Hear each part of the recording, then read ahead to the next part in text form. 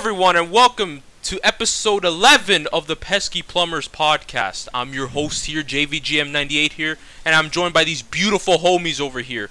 I'm not doing any order. Just throw yourself in if you want to introduce yourself first. Alright, so basically, if you want to subscribe to SabdierZ at youtube.com/SabdierZ at youtube.com. You know, maybe this might be the last one we have SabdierZ on here.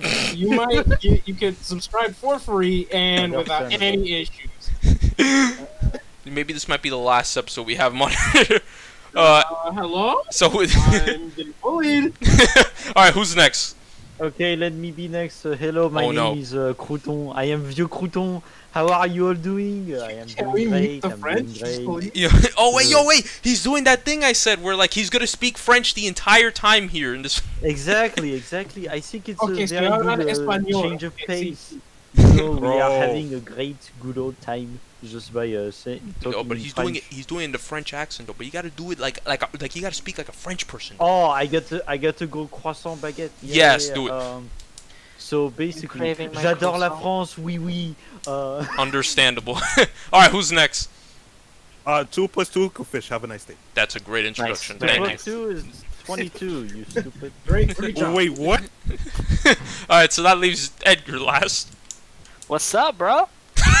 What's good, bro? How you been, bro? The way he said it. Did you know that you can subscribe to JVGM98 on youtube.com for free? Yo, let's go!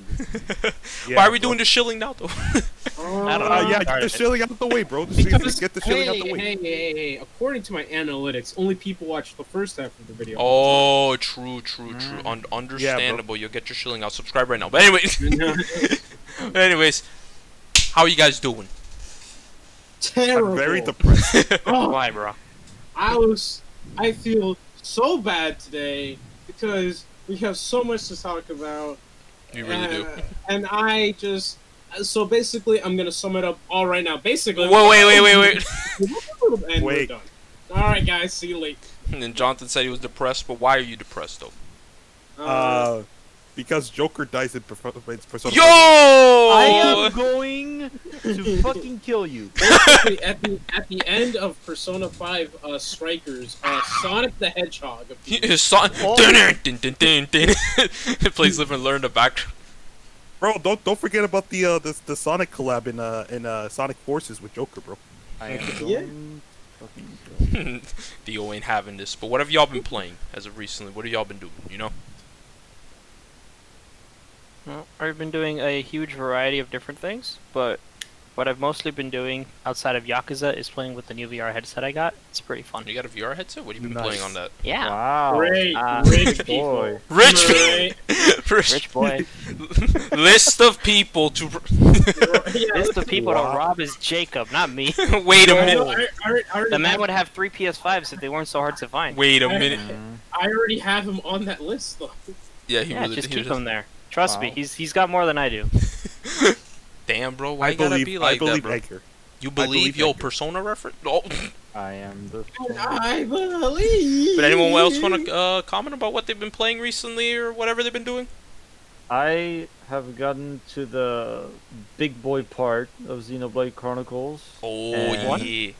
Who Mamma Yeah, he's a Mia one. and pasta with ravioli. Well, here's the thing. Wait. Well, before we continue, I want to mention something. Everyone here knows about Xenoblade's story. Well, I don't know about Abdir.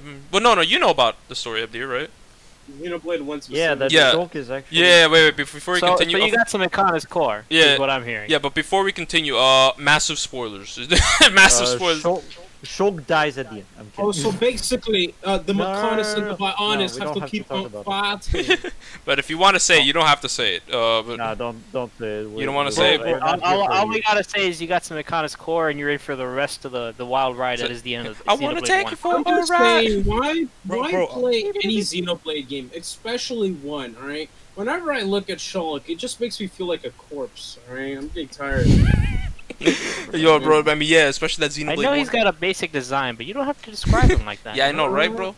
Bro, look, the Yeah, Xenoblade 1 design. Wait, is this your first time playing Xenoblade 1? Me?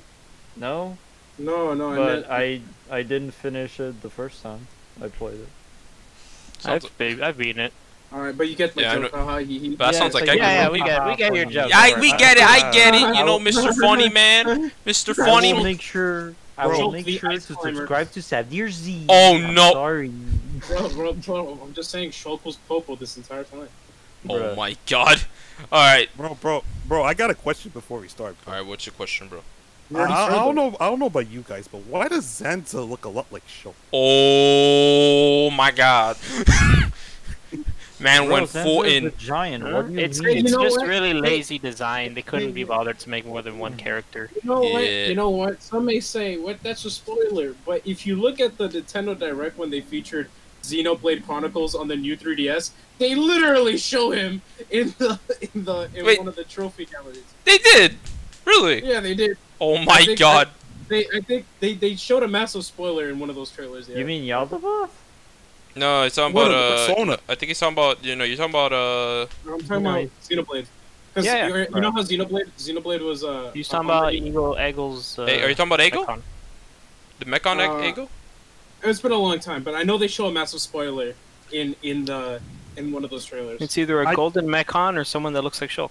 It was probably Mumcar. Bruh. Yeah, that's Smash was that one for you. Yeah. We'll get into the Smash stuff later when I mention it. I dropped something from my chair.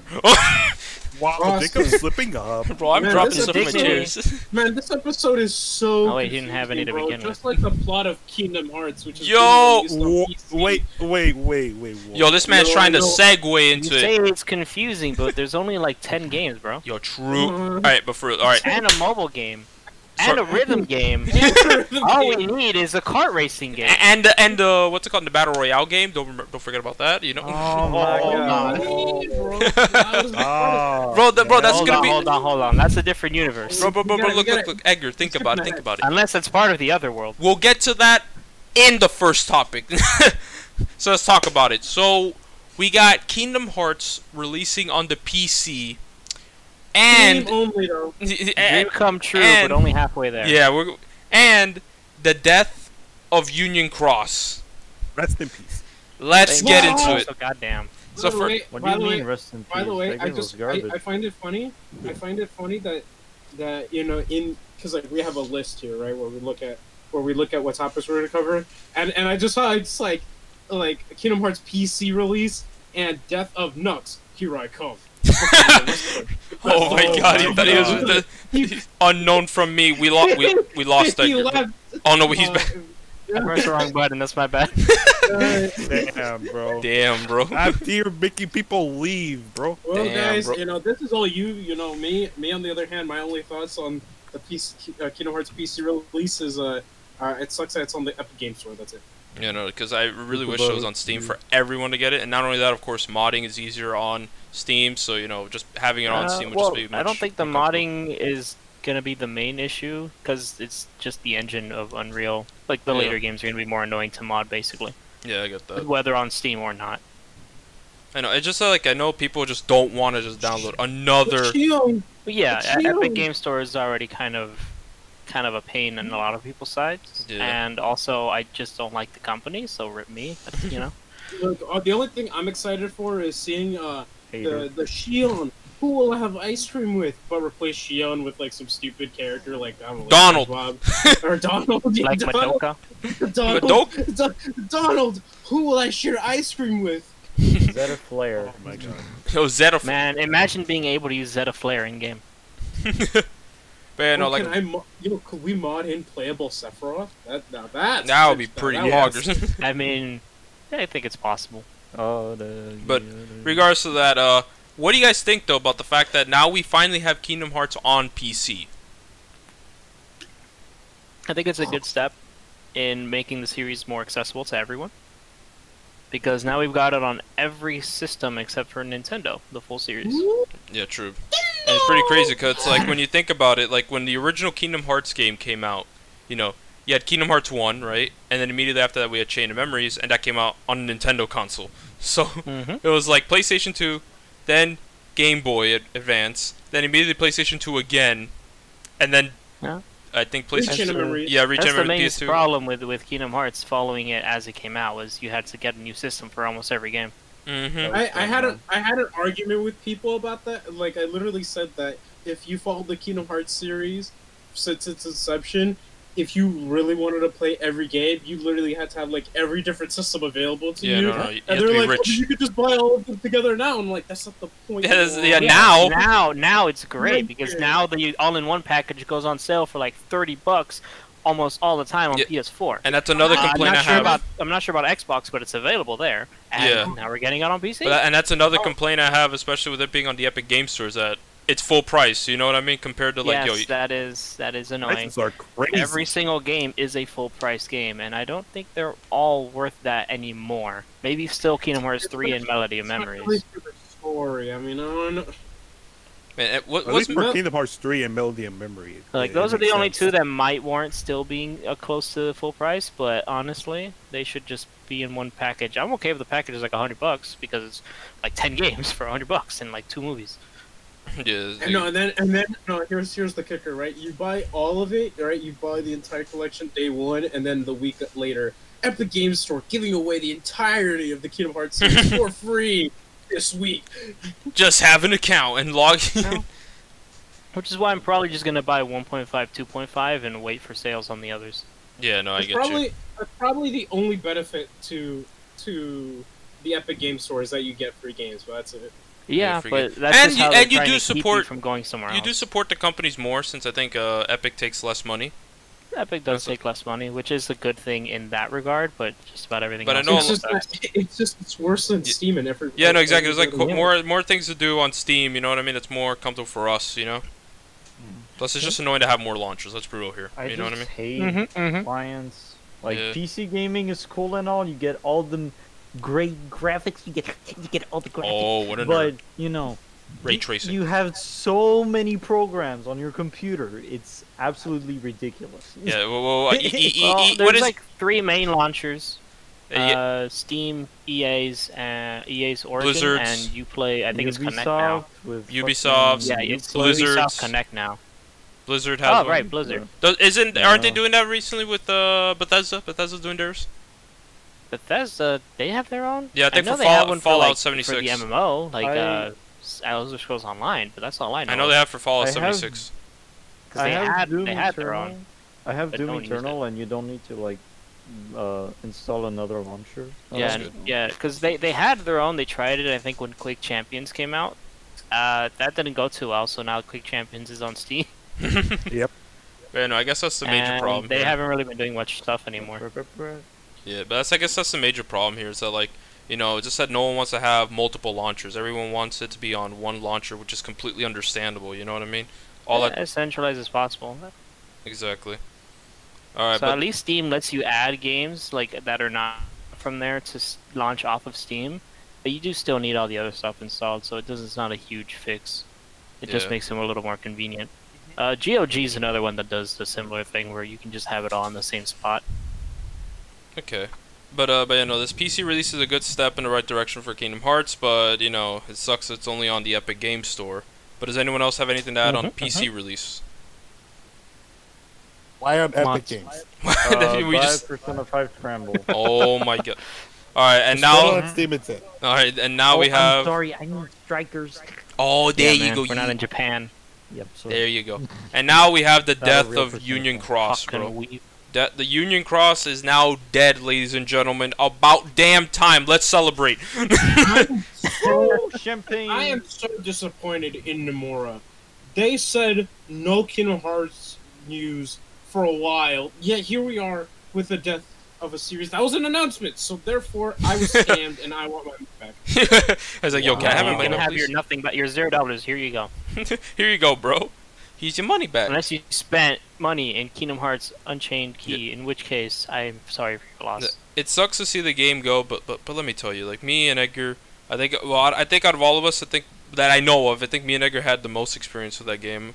I don't know how much. I tried it. I hated it. Yeah, I get you. I don't know how often Jonathan played the game or Dio, but I played it here and there. I didn't play it like all the time. Heck, someone from our guild is in Kingdom Hearts 3. And he's a whale. Yeah, he is. That's right. Yo, shout outs to Ares. But Wait, what? Yeah, at the end of the game when you have the big Union Cross thing with all the Keyblades going around and stuff, and you get all those names from the Union Cross characters. He's one of them. Yeah, I have a friend. Yeah, shout out to Aries. He got in. Surprisingly enough, my brother is also actually in the game. Yeah, your brother's in the game. Your brother's name is in the game too. Yeah. Hey, yo, let's go. Man, Shit.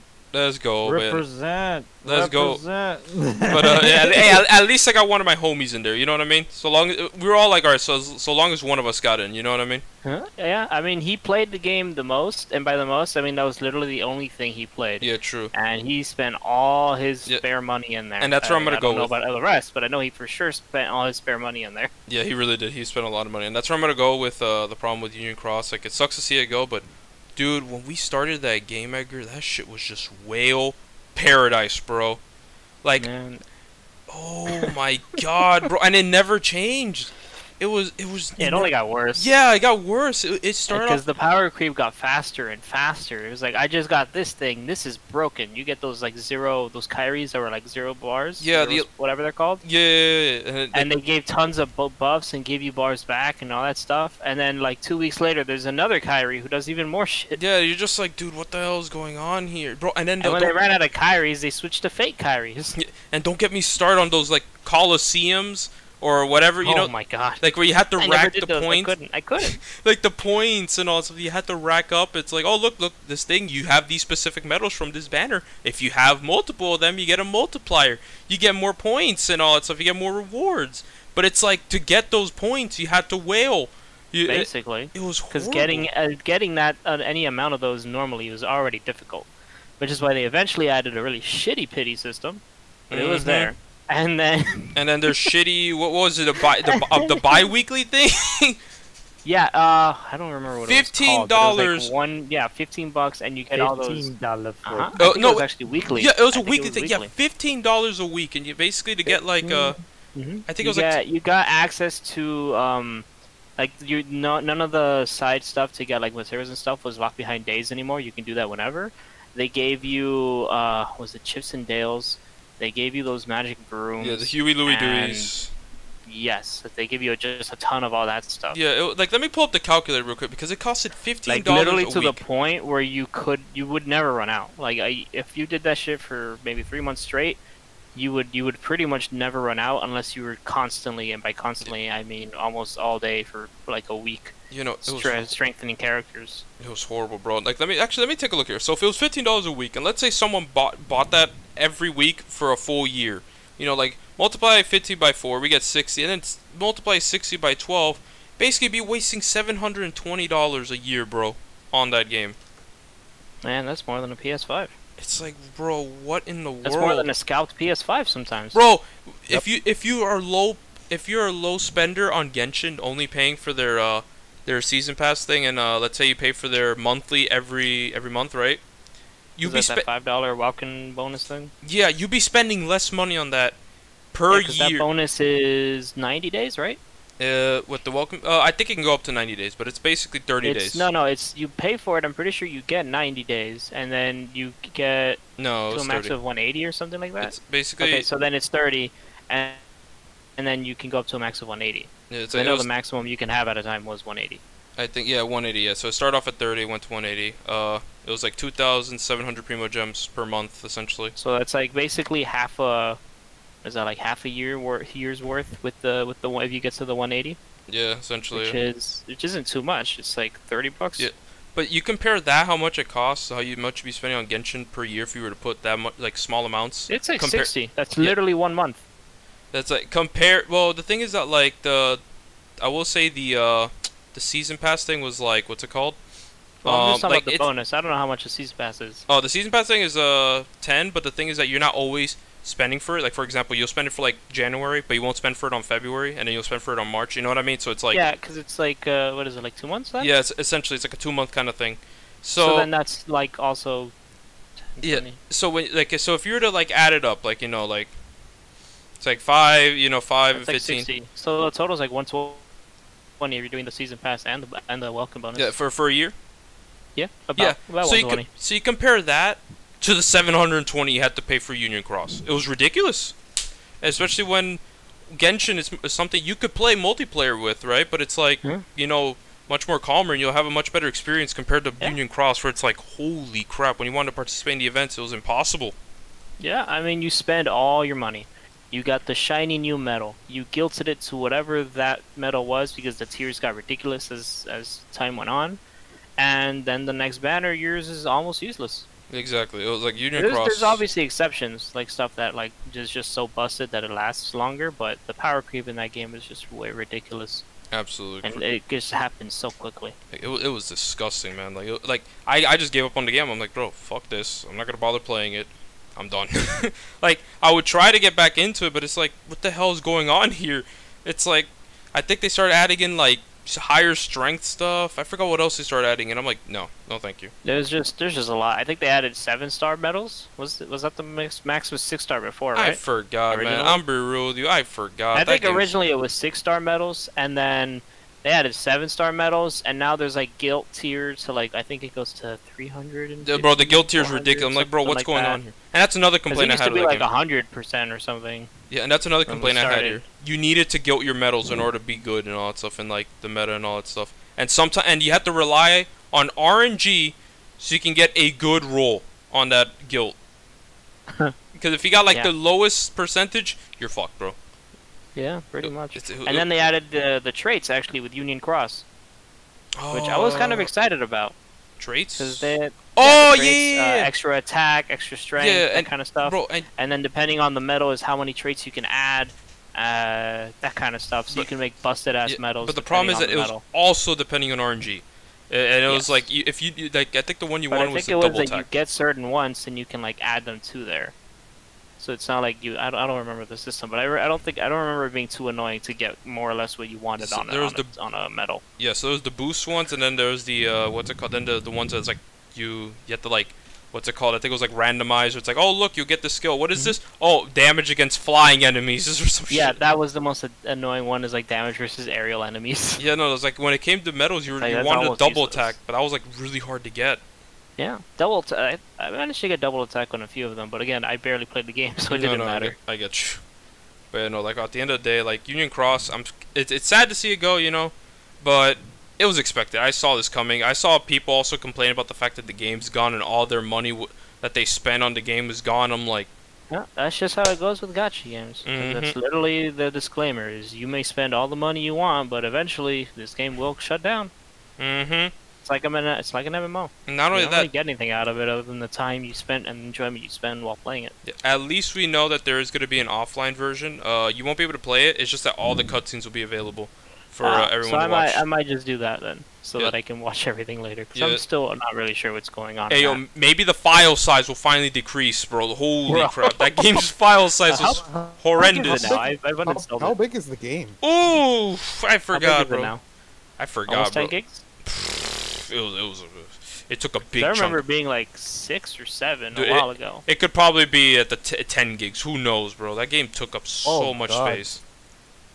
10 gigs. It was a massive game. It took up so much space, man. Yeah, I remember it being close to 6 around Union Cross's update. So I imagine at this point we're like at 10. Yeah. I'm not sure though.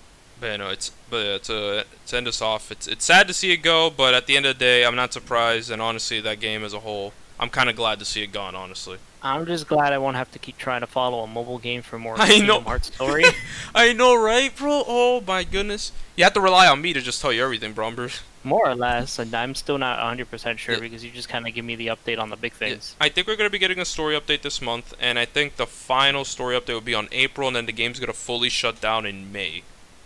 So right, what was the one? Dark Road was still staying. I think Dark Road's also gonna be shut down as well. No, if I remember correctly, it's staying until they're done like with that story. I think it's almost done though, because like we're getting to that point where we're seeing Xehanort's origins essentially. So we're getting there. You know what I mean? We'll see what happens. You know what I mean? Yeah, of course. But anyways, anyone want to add anything else to the death of Union Cross? Bye. That Theo basically Theo sums it up. The Union Cross is dying. I don't care. We don't care. We don't care. We don't care. Alright, so we're gonna move on, and we're gonna talk about a little thing, just this tiny little thing here. It's a little serious, not that big. It's called Pokemon. You know, you've heard of it, guys? Yeah. I heard niche, Pokemon. right? Yeah, it's kind I of. don't know. I think there was a game on the Switch or something that had a funny looking tree. A funny looking tree. Alright, so we're gonna talk about the Pokemon Presents. Honestly, that Pokemon Presents was really cool and all that stuff. I really liked what I saw there. So the first thing we're gonna talk about from the Pokemon Presents was the new Pokemon Snap trailer. Now, I completely forgot what was shown off here, except for like that rival trainer guy. I forgot who it was that shows up like right next to your character. And then of course they showed off more footage of, you know, the way the game plays, bro. It's just an on-rail shooter where you, instead of shooting stuff, you're shooting stuff with the camera. But yeah, look, bro, it's better. It's a good game. Man, no. So what did you guys think of the? For those that watched the new trailer, because I know Edgar here didn't. Yeah, like I said, I want to keep it. I just want to keep the experience fresh, since it's, you know, a fun little game where you're supposed to figure out all the stuff that comes up. Yeah, I get you. Basically. Now, for me, I'm not a big guy on Pokemon Snap. Like, you know, I definitely didn't grow up playing Pokemon Wow. Snap. Yeah, bro. I think I said this before in like one of the previous podcasts as well. I think it was the previous one as well. Oh, yeah, on the topic of that last podcast, at least my mic is now fixed, so Yeah, we're gonna have good And, quality. yeah, it's now fixed. Yeah, so and we're now gonna I'm on my computer for the first time since I started being on here, so that's good. Yeah, so we're all Everyone's good. fixed. But no, but on Pokemon Snap, I never grew up with it, but I could definitely understand why people like it, because you know you're just going around taking pictures of stuff.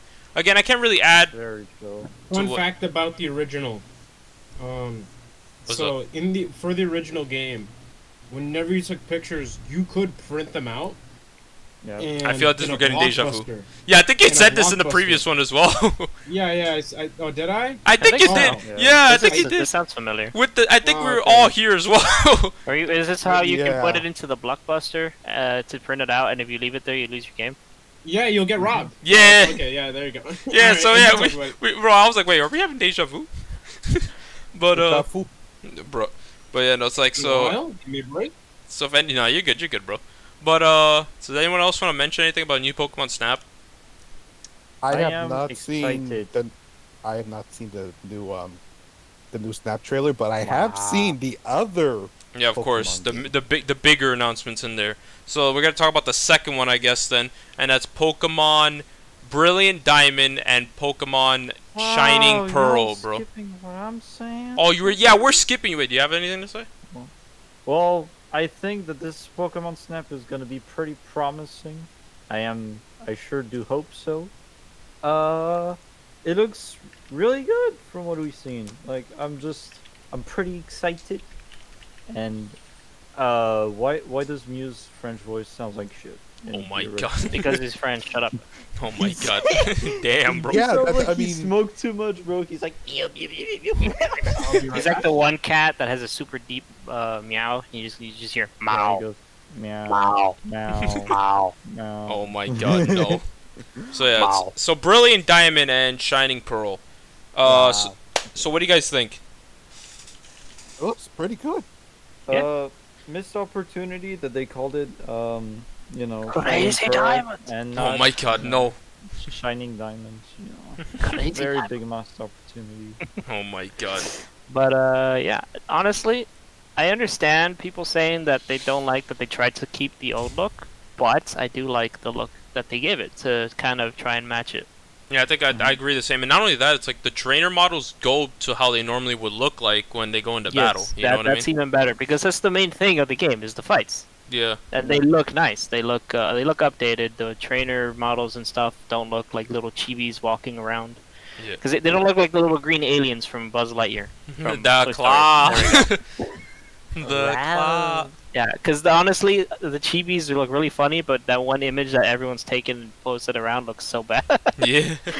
But no, 'Cause no, I get you. I know some people have actually redone the art thing where like they give it like outlining as if it looked shell shaded. You know what I mean? Like I've seen Yeah, that. I think that would have added more personality. That would have looked maybe a tiny bit better. Yeah, I think it would have been pretty Wow. cute. I to mean, look it's kind of weird because I mean, if you can do that, you could also just do what they did with the new mystery dungeon, which is where they gave it the whole pencil water look over everything, but the game is exactly the same otherwise.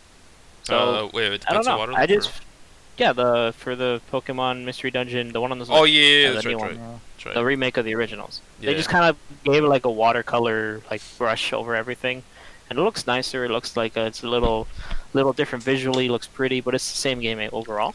I think they were going for something similar in the fact that they were like, let's just make it the 3D that we had originally. I think X and Y was the first ones that did that. The 3D, but yeah. obviously updated to not look. Yeah. I don't know, just to match the style of 4, but in 3D. Wait, it's pretty much what it felt like. Didn't you own like Gen 4 game besides Soul Silver? It was Pearl. Pro, yeah, that's right. I'm getting Pearl again. Shining Pro, understandable. I'm getting Brilliant know. Diamond. Palkia the King, bro. Palkia the King. Understand. I'm getting a Brilliant Diamond. Because I mean, that's Alright, the one I picked. Give me your Dialga. No, I'm not giving you no Dialga. I will say I can't really say much of Diamond and Pearl because it's really hard to fuck up Diamond and Pearl, Especially since it seems like they're not changing anything. The only thing that they could screw over, of course, is if they made it way easier. Because I hope they don't. Like honestly, the game. Like I want Cynthia to I want Cynthia to destroy me. Like you get up there, and she looks like someone's horny. Oh, but I mean that too. But I mean, but if you want, you can just look up Cynthia destroys you in your websites. But but we don't need that in game. Yeah, we don't need that. We don't need that in a game. But I will say though that I'm pretty sure it might be easier given how. With the addition of fairy typings, Spiritomb will have a weakness. Right. So I'm pretty sure Togekiss will have its fairy typing, meaning that if you bring a Togekiss, you'll be able to pretty much do some big damage to Spiritomb. So that's right. So I don't think Spiritomb's gonna be that much of a problem. We're gonna have those newer moves, the newer fairy typings, and all that stuff. Oh. We'll have, so we know that they're gonna be fairy types. It's not gonna be. No. Gen 4? It's good. It's basically what they did with the Gen 3 remakes for Fire Red and Leaf Green. When they remade those games, Magnemite and Magneton, originally Steel didn't exist. So in Gen 1 they were just electric. But when we have no news on anything else then, right? Like Megas or Dynamax or Zemu. Nothing else. Yeah, we don't know if there's any like for example like Primal Groudon and Primal Kyogre and all stuff like we don't like that. Yeah, we don't know that yet. You know what I mean? Okay. We don't care. We have seen little hints of Platinum integration, like for example in I forgot what the town was called. It's a town in between the route before you go into the I think it was Eterna Forest, and it's like I think where there's like a what's it called, a Wind Valley Windworks like little factory there. But I forgot. But basically that town there, people have noticed that the lady there is standing there. That's the same lady that gave you the Gracidia flower in Pokemon Platinum, so you can turn Shaman into its sky form. So we do know yes, we do have Platinum integration there. Now what other stuff they'll do for Platinum beats me. But if there's one thing I do want to hopefully they add Arceus as an actual event. Oh my god. I mean, well, we'll get to the Arceus later, but well, no, not like that. I just mean like cuz you know how in the DS you had to like do like action replay and stuff if you actually wanted to do the Arceus event. Yeah, cuz this event never came out legitimately. Yeah, like I hope that's in the game. Yeah, because I don't know. We'll see, because there is something else, and we will talk about that. And then maybe we'll get Doctor Who. Doctor Who? Okay. But, oh, you mean Looker? Yeah, bro. Who else? I mean, they could integrate Looker. Like, let's be real here. They could do that. But, yeah. I never did get to go into Hell in Platinum, since I never had Platinum. Yeah, the Distortion World. So, yeah, like, I do believe that, like, with ORAS we had, that Emerald episode that after you beat the game, you get Rayquaza. It was like oh man, that was so good. That was so good. It was a nice little nod to Emerald because you fought Wallace with his champion team from Pokemon Emerald, which was pretty cool. So I do hope that with Pokemon Platinum we do get some nods. My bad, with the Pokemon Platinum episode, we get some nods to Platinum and all that stuff. Like it has to end with us going to the Distortion World.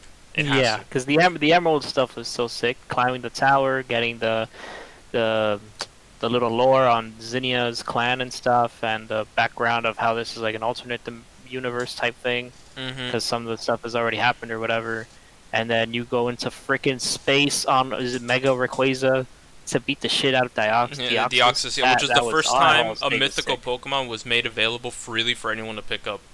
Yeah, that was so sick, bro. Yeah, no, granted, I just used my Master Ball, but that was still sick. Now, if they wanted to implement something like that with Mythicals, there's only 3. Darkrai, Shaman, and of course Arceus. But didn't the other two already have events in game? The two had events in game. You had the what's it called? They actually had their events. I'm pretty sure you might see it via events again. You know, the Darkrai event especially. I hope they're just in the game, like the kid with the dream who's having the bad dreams and stuff. Yeah, I did like the Darkrai event because it was like what compared to Cresselia, you just go to the island itself and you find Cresselia there, and it's nice. Yeah, I don't really remember much about hers other than just going there and catching her. Yeah, while with Darkrai, it's like you just you go to sleep in this abandoned hotel and you just wake up in this foggy area. There's no boat. Well, no, there is a boat, but the thing is you can't get on it. There's no one there. And you just walk in, you just see Darkrai there, just kind of chilling, you fight him. Yeah. It'd also be cool if maybe they changed the event so that since they are like two sides of the same coin, so that the event kind of includes both of them in some way, shape, or form. That'd be cool, yeah. No, like a little event focus on them. That'd be nice. Yeah. So it's like you have the kid, they tell you about the one that gives good dreams, so you try to find Cresselia, some weird shit happens. She puts you to sleep, or you do the thing with Darkrai. I don't know. Just spitballing, but something cool like that. Yeah, I get you. And then, of course, the event for Shaman. It was like something where you were given... What's it called? You were given the this letter, and you meet with Professor Oak. I think it's like behind the Pokemon League, if I recall. Like, Professor Oak. It's on Victory Road, right, I think? Where you get the super long... Yeah. Long just thing. Yeah, you just go on a bike. Yeah, you're just like, okay, and then Shaman's there, then you can battle Shaman. Who had a regular battle theme for some reason. It's like, bruh. Yeah. I would just action replay since I knew where it was, and I just walk up there. I was gonna say as well that they could add the Regis, kind of like what they did with Platinum, where they added the Regirock, Regice, and Registeel for you to get them. But it's like, we just had the DLC for Sword and Shield where you can catch those three, so I'm pretty sure they're gonna be like, get those in those games and then bring them. Nah, I mean, I guess they could, but I feel like if it was part of Platinum, it could be part of the episode Platinum thing, like, early on or something. Yeah, that's the one thing I really It would just suck to not have all three of them in a game that originally had all three of them. Yeah, that's what I really just hope for, really. Just a special episode of Pokemon Platinum, and don't make Cynthia easy. Don't make the game easy, but, like, honestly, Diamond Pearl, we're fine for any kid. Like, if I was able to beat it as a kid, anyone can beat it as a kid, you know? Yeah. That's just me, though. Yeah, I get what you mean. I just think it's a good step in the right direction because it looks nice. Like it's maybe not everyone's favorite visual direction. Yeah. But I think it works because it's just like nostalgia of Pokemon, which is basically what everyone wanted Gen 4 is. Yeah.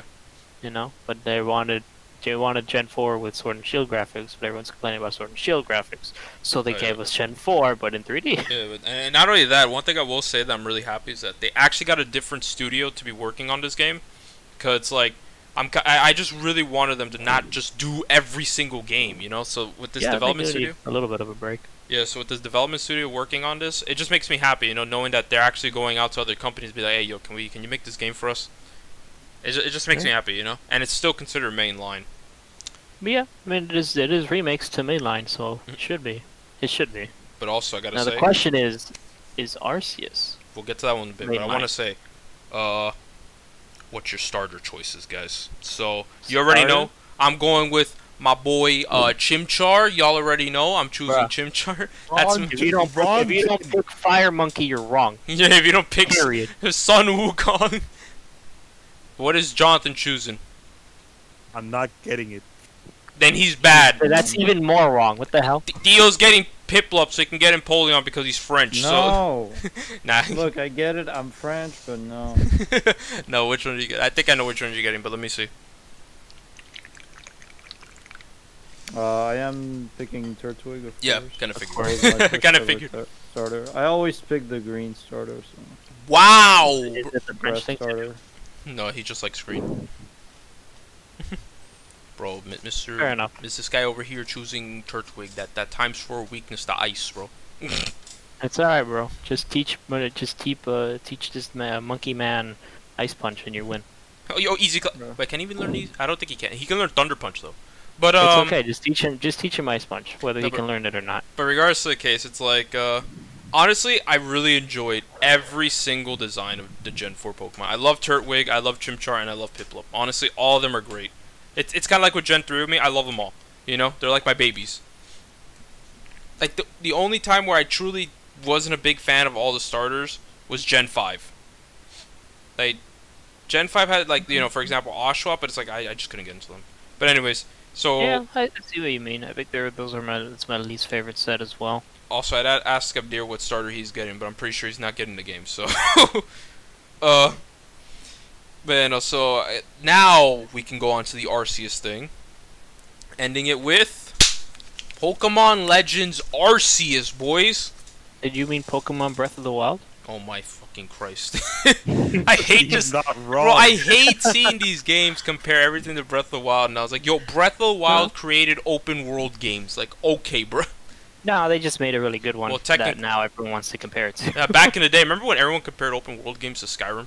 Yeah, everyone called everyone called Breath of the Wild Zelda Skyrim. Yeah, true. Everyone called it Zelda Skyrim. Everything was compared to Skyrim back in the day. Now everything compared to Breath of the Wild. Things change, but things also stay the same. I think it's mainly because of how things are presented. Because every open world game trailer literally starts off with the main character looking over a mountain. That's which it. is over the land first on scene of Legend of Zelda. Yeah, true. Just Exactly. Wild.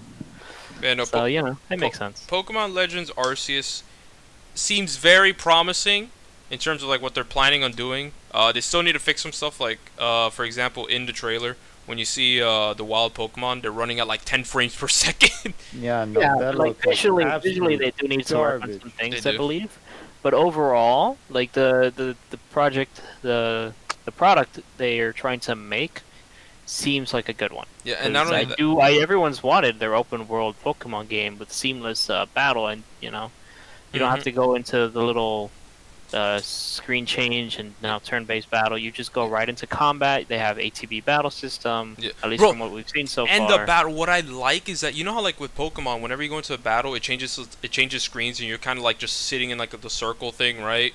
And all that stuff battling. Bro, no, it's like instead with now the battles happen right there. It's like seamless. It's absolutely incredible. And from what I've seen, it's like, bro, when I saw the character dodge roll, I'm like, excuse me? Yeah, that's the best part, bro. Because like if your Pokemon gets whacked, you're next. Yeah, no, Run that's for the your thing. life. It's like with the way it is, you're sneaking past the Pokemon and all that stuff. Because the other thing could just be that the Pokemon are gonna run away. Like I'm gonna assume like the smaller Pokemon, like Shinx, for example, maybe will run skittish away. ones. Yeah, the small. I'm sure you get smaller Pokemon that are still territorial will try to attack you. Because they did, I think they did confirm you will find like, you know, once again, kind of similar to Sword and Shield, that you will find higher level Pokemon in the overworld. So I'm going to. Oh man, Xenoblade, here we go. So I'm gonna assume like for example. Oh my god, like I'm gonna assume like a Garchomp in the wild, right? That thing's gonna chase after you, and that thing is fast as hell, bro. Alright, who's gonna be immovable Gonzalez? So I'm pretty sure those Pokemon, like if they fight you, like they will, you know, knock you out. Because from what it seems like, at least that's what we're thinking. Because like, you know, you'll be able to have your 6 Pokemon. And if you lose them, you'll be able to run away and all that stuff without them. The question is, do you still lose money? Because that means the Pokemon beat you up and took your cash. Probably. Who knows? Pokemon's are real fun. You get you black out, you wake up, you're missing 10k, and it's like, where the fuck did that go? Hey, yo, my money's gone. You just see an Oddish with a few extra green leaves in its head running around. But from what we've seen so far with the Pokemon you can find in the wild, it seems like you can find the starters. But so far, it's only just been Gen 4 Pokemon in the wild. Yes. But what I really like is the starter choices. Because they're based off of, like, you know, what they're doing with that region and time period, you know? Like, so we have Rowlet, Cyndaquil, and Oshawott. Which, honestly, is incredible. Like, just seeing, like, a mix match of 3 Pokemon. This is something I would have liked to have seen from a Pokemon game. Just like a spin-off thing where you're just giving 3 different random Pokemon to choose from. 3 different starter Pokemon to choose from. 3 different gens. You keep the fire, water, grass, cliche, whatever you want to call it, and you just pick from different gens. It's very well done. Yeah, like for example, then they also put the best starter as a choice, so it's fine. They put Cyndaquil there, bro. I love them all, bro. Like they're all the best in my opinion from their specific regions and all. So well, Cyndaquil's the best. I think they pick fan favorites from each region. To match the fire, water, I grass, will say, but either way. Like for example, like Rowlet is like the fan favorite. The best one to use was Poplio, I believe. With Cyndaquil, he's the fan favorite, but the best one to choose was Totodile. And for what's it called, Oshawott, I think it was the best in black and white. In black 2 and white 2, it was Embor, I believe. But The point is, they just they chose the fan favorites. Yeah, they gave you Cyndaquil. They gave me Cyndaquil, man. I haven't seen him in so long. Yeah, and each one represents something from that era, I believe. Like for example, Rowlet when he turns into Decidueye, an archer. Archery was pretty big during that time. I'm not too sure which time period. I'm not too sure which time period they're doing. So it's I don't want to say. Is it feudal? Yeah, it's kind of like samurai looking. Yeah, and used to be feudal time. And samurai, samurai. Hey, look, I'm just saying, Oshawott is clearly the best Pokemon for just the aesthetic alone. True. I definitely agree with you. True, but Cyndaquil. True. But you're wrong. Oh, but it's all right. I'll volcano you. Oshawott is the most based pick out of all of these. All right, I'm just saying. But based on what? Oh my god. Now if Rowlet evolves into Sephiroth, now we're talking. Wait, I don't think that's how evolutions work. Yes, it does, bro. What do you mean? But with Does that mean Cyndaquil can turn into Tifa? Yes. Wait a minute.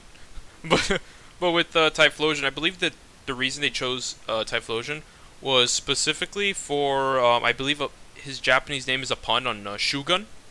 There's like something. Shogun? Yeah, Shogun. Or I mean, he does have the crown thing in his final form. Yeah, I don't remember what it's called. And I believe there was one more thing. I think it was also based off something like a yokai or something. Like his name. I forgot. But I do know he has Shugun in his Japanese name or something like that. Oh my god. Stop. But so those are 3 starters. It's going to be hard to choose because I love them all. But I probably chose. So, I probably would choose Oshawott just for the aesthetic, like SabdierZ said here. But Decidueye is also could be a pretty cool choice as well. For the archery, like our favorite Fire Emblem archer, bro. I forgot his name, bro. The one from Path of Radiance or Radiant Dawn. I forgot what it was. Abdir, what was his name? What was his name again? Shannon? Wait. No, not Shinon.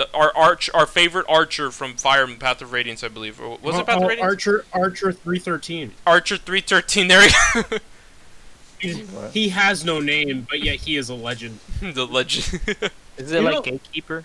Yes. He has an actual class. No, he's all right. Just a quick summary. Basically, on map 313, you have a bunch of green units on your side, and Archer 313 is on the right side, like your right side of the map, and he eliminates every beast unit in that entire area just by himself.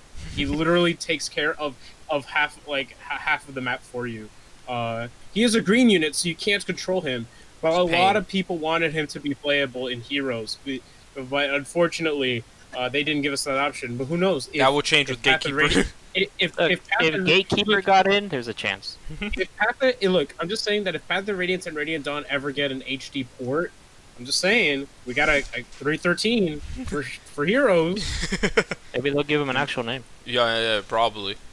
But back to Pokemon Legends Arceus. The fact that we were probably going to be able to confront Arceus and catch him is pretty cool. And who knows what else we'll be able to do, like from what everyone's saying, that we could possibly like climb mountains in this game.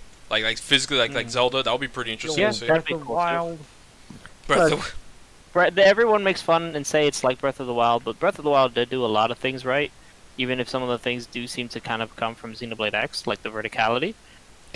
But the climbing is insane, okay? Yo!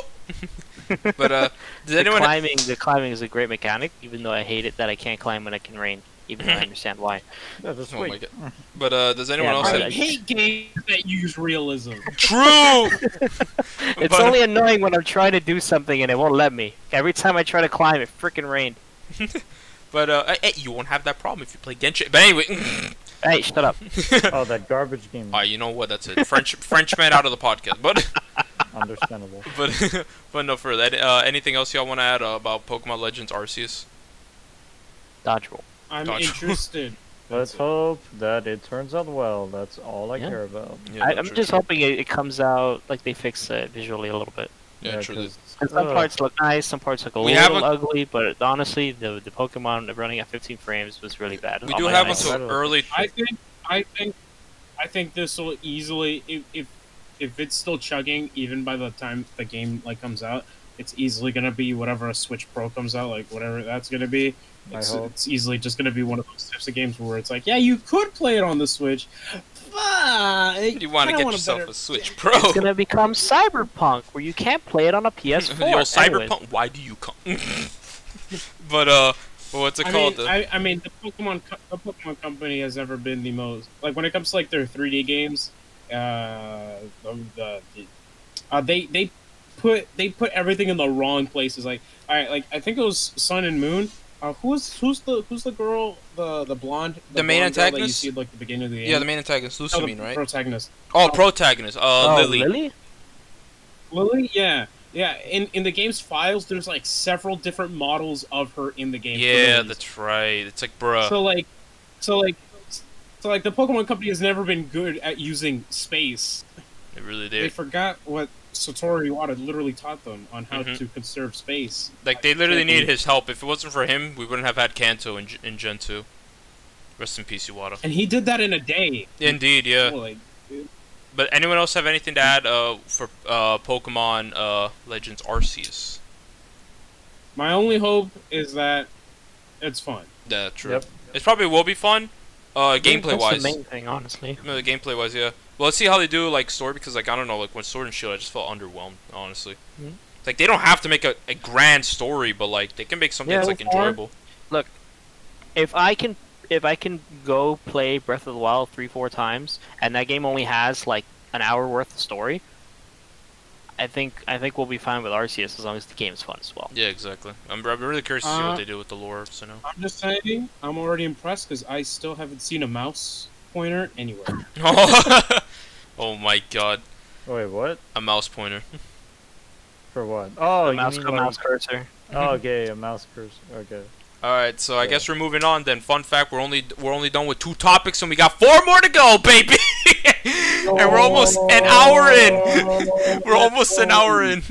Alright, so our next topic here, SabdierZ gonna go monkey. But and we're gonna talk about the fighting game roundtable that we had, which honestly, if you ask me already, was way better than the first one that we had. Like, yeah, but so I'll just get all the low announcements, the ones that we don't need to talk about, because Tekken, all they said was Prime Minister character, I guess, 7-second trailer. Yeah, no. You don't even see the face. But look! I told this to Theo. Look, what if the Prime Minister of Poland, she's coming through, right, and she says, "I need help." She calls someone, right, and then when she calls it, you see like a bar, and you see someone pick it up, and then you hear mushy mush. Oh my god. And then Kiryu gets in, and then there's another character, and then Majima gets in. No, that you got it all wrong. Basically, what happens? She calls someone. She's like, "Oh, I need security guard," and then guess what? You look over. The camera pans over, and then you see police officer Majima coming out, and he's like, Yes, put Majima in Tekken, please. Yeah, no, for real though. Like the teaser was just meh, especially since it's supposed to be a new character, right? It's a new character, right? Yeah. It's like, yeah, it is. I feel like this would have worked better if it was a character that a lot of people were like excited for, or like in terms of a guest. It's hard to tease a new character if you're not also bringing like the game announcement with it, you know? Yeah, like the way Guilty Gear teased Nago Ryuki when he was announced was sick, because like you're like, who's this guy? And you see him put on this mask, and you're like, oh, I need to know more. Exactly. He was announced with the game, so you know you're like, oh shit. Yeah, you're like, who's this guy? Character. The problem with DLC newcomers, like brand new characters, is that you literally have to sell the person on why you should get this DLC newcomer. Like, for instance, as an example, Street Fighter V didn't have a big roster, so a lot of its newcomers came through its DLC. And I remember a lot of people didn't really care until G showed up, and G was like one of the characters people were actually interested in. He looks so fucking sick, bro. Yeah, isn't that what you wanted to watch? He looked cool. Yeah. He looked cool and everything, and that's why people were like, "Oh, I want to play G." And then it turned out, "Oh, he's top tier." I mean, obviously there are going to be people that buy every character, right, because they want the complete roster, but not every person is like that. And so for a DLC character, you like a newcomer, if it isn't, because like a returning character could sell the people who play that character, because obviously they just want to play that character that they missed. But and a third party character, well, that's a character that if they recognize and they care about, they're gonna play that character, exactly, one way or another. But when it comes to like a brand new character never before seen, all right, like they did it right with Leroy, because everyone was sold on Leroy when he was announced and had his trailer. Like he was hyped. And then he turned out to be six different people played him in top 8 of Japan. That's right. It was like, bro. But Leroy was played for. I mean, Leroy was hyped up and a lot of people liked him. Whereas the next character afterwards, the next new character whose name I'm not gonna say because I can't say it right. The Muay Thai fighter, Sagat, but without Sagat, I mean, with an I. But it wasn't Sagat, but essentially, like his trailer was like people were like, "Yo, this guy's huge," and then in the actual gameplay, he's not even like he's just as tall as like some of the taller characters in the game. Oh, I know who you're talking about. Yeah, that guy. Yeah, okay, I remember that guy. And like, well, that's what I'm saying, right? Like, you'll recognize Leroy because they hyped him up and they did his trailer so well. Well, with the other guy, it's like, yeah, sure, he was a really good character when he came out, but not a lot of people really cared about him. I never even like after his trailer, after like his initial reveal, I heard no one really talk about him other than like pros just saying how good he was, and then like he got nerfed or whatever. But like. That's what I'm saying.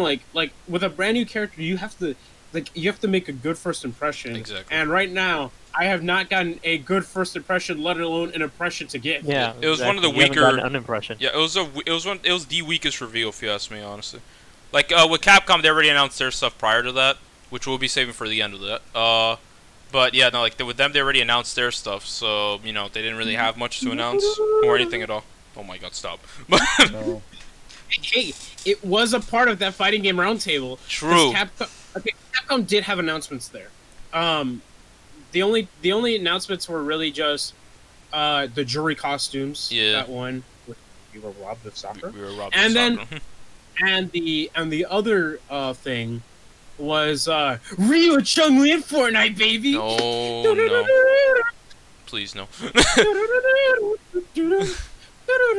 But back to the beginning of the fighting game roundtable. I think after that tease, after we all left like so disappointed, Arika came out and basically announced that that Fighting EX layer was coming to Switch, and it's like the definitive edition of Fighting EX layer because they're adding like stuff to it.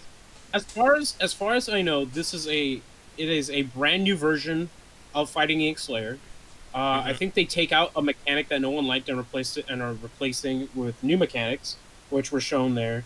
As far as I'm aware, this is Switch only. As far as I know, at the moment, the entire and even though they didn't say it, I'm pretty sure the entire roster is coming back. Yes. Because if you look at the copyright on the at the end of where it says SNK. It says SNK because Terry is in the game. Yeah. So. So as far as we're aware, it's basically a different version exclusive to Switch. Who knows? Maybe the other versions will get updated to this one. But as far as we're aware, it's just the exact same game. Well, I mean the exact same roster with different mechanics. Yeah. In case because I'm pretty sure I didn't know about Fighting EX layer, but yes, Terry is a guest character in that game. All right, bro, I'm getting it on Switch. Hey, easy clap, bro. Speaking of Terry, you're just waiting. It does have rollback netcode from what I Oh yeah, that's right. Yeah, they did say it has rollback, so you already know people are like really excited.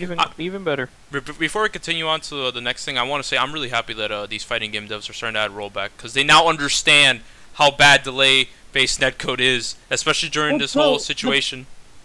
I'll defend delay-based netcode real quick. Delay-based netcode isn't necessarily bad. It's just that the way these developers implement it is really bad. Because, like, for instance, Tekken 7 uses delay base, and it got updated, and it's really good now. It's really good delay base. I don't know why Harada keeps calling it rollback when it's not, but it's really good delay base now. So it's not delay base is bad. Don't get me wrong. I'd rather much have rollback, but it's not the fault of delay base. It's the fault of the developers. Yeah, that's with the way they set their things up and all that stuff. They're like, for example, Smash as a whole, but we're not gonna talk about that. But let's see here, bruh. But yeah, so you had Fighting EX layer for Switch, which was pretty cool to see. Really happy to see that coming out. Like, they're still continuing, which means it made money. So I'm really happy for Arika and all that stuff. I don't even know what that game is, but you know, it already got sold. I heard Terry's in the game. Street Fighter. It was basically the developers who made Street Fighter EX. They have their own unique characters that are in the game. But then they made Skullomania. But they went to make their own game, Fighting EX Slayer, with those unique characters. So it's pretty cool. And not only that, the Street Fighter EX characters, those EX characters did show up in Street Fighter V as costumes. Yeah, so that's pretty cool to see. You know, so that made me happy. But anyways, yeah. No, I was just gonna say that. Yeah, but Fighting EX Slayer is from what I've been told, it's a really good game, and I'm gonna buy it because Terry's in it. Yes, but yeah.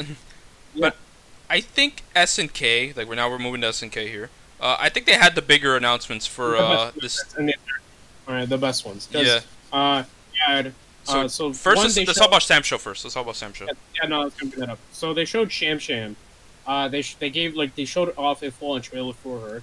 So I mean, we saw a little bit of her before, but now we see like more of her, and I think she's already out, or she's coming out like extremely soon. Yeah, it's been a while, so I forgot.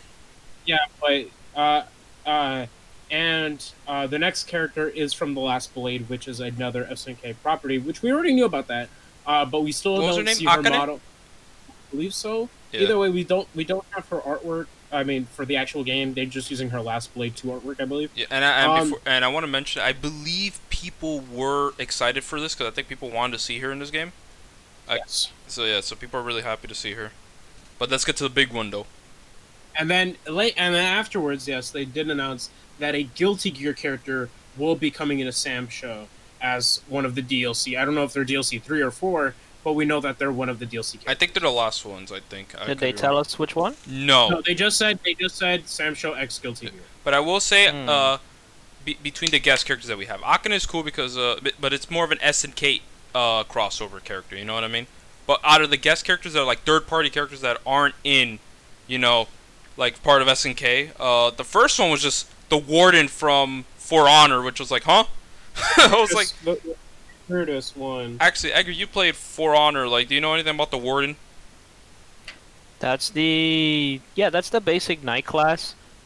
He's really good. After he got updated because he got basically power creeped.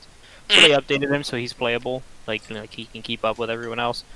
His main thing is the shoulder charge, which is actually a move you can do in Sam Show. Oh, you can do it. It's fucking broken in Sam Show. Oh my god. Like, I think there's ways around it, but from what I've seen, it basically just armors through everything and just goes really far. He only has 2 moves, like 2 special moves. Yep. Damn. And then the second one was, I forgot, it was some mobile game that was like, I think it's a Chinese-made mobile game. It was from Tencent, and like, that character's free from what I was told. Yeah, and I don't know how people in China reacted, but I know for us, we really didn't know who it was, so, you know, I have no input on whether or not... we don't care. But I don't know how good or bad she is, but, you know, maybe for those that are really looking forward to that character are happy, you know? That's what truly matters. But the Guilty Gear one, I think this is probably going to be the most interesting of the guest characters. I'm not predicting Soul. I'm predicting Baiken, honestly. Like, I think Baiken fits so well. Yeah, Baiken fits so well with the game. And the other one people were mentioning was Nagoriyuki, which would be also interesting to see. He'd also be really good. Honestly, I would expect Soul or Kai. I'm just saying, I would expect one of those two. That could happen, yeah. I think Nagoriyuki fits better for Sam Show. Like, as much as I love Baiken, I do think that they are more fitting. Yeah, I think he really fits the theme well, considering he's basically a cyborg samurai. Yeah. But Baiken's also a samurai too, you know. So. Well, she is. She's a regular samurai. Yeah. I'm not saying, but he's their new character, and he seems to be really liked after the beta. Yeah, if they want to promote the, it would be a way for them to promote the game. Since Baiken's which is funny because I mean they technically don't even need to go with any of the samurai characters because like they don't. For Honor, if I recall, it does have like samurai-esque characters, right? Yeah. They could have gone with any. I think so. Could have gone with any of those. Yeah, I mean they have ninja characters too, so like you can pick like Chip or something. Yeah. So yeah, it's like there's a bunch of characters. I mean, Sansho doesn't. I mean, I don't know if SNK is like Harada, because Harada, when he picks a guest character, he just picks the one he thinks suits best for Tekken. Like he doesn't like he picked Geese Howard. Geese Howard, bro.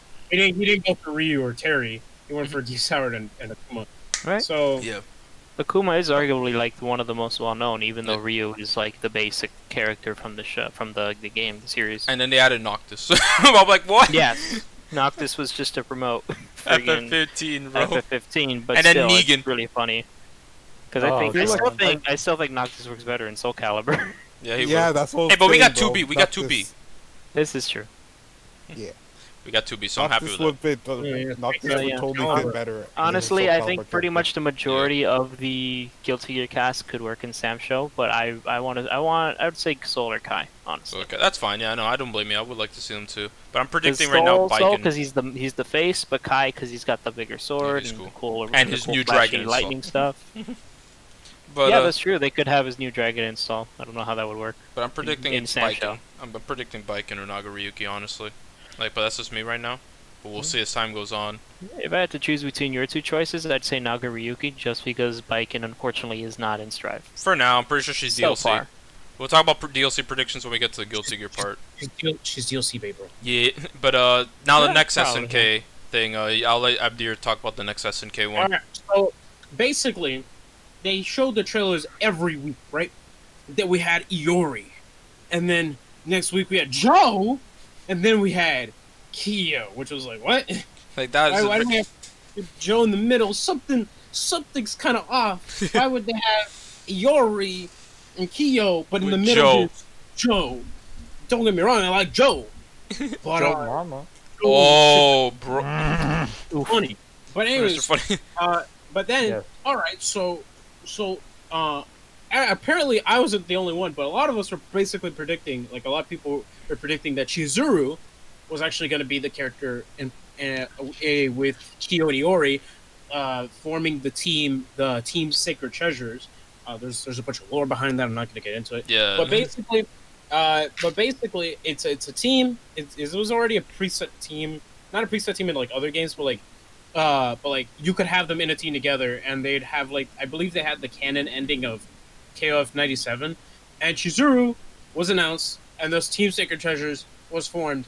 Chizuru has not been seen in a game since I think 98. KOF, I think. KOF 2002 or 2003. I know that in So those she- games she was like a cameo or something, or like a special thing. But like in terms of fully playable, it was I think 98 or something around there. Yeah, I think it was 98. So she hasn't been playable for a long time. Yeah. So people are happy.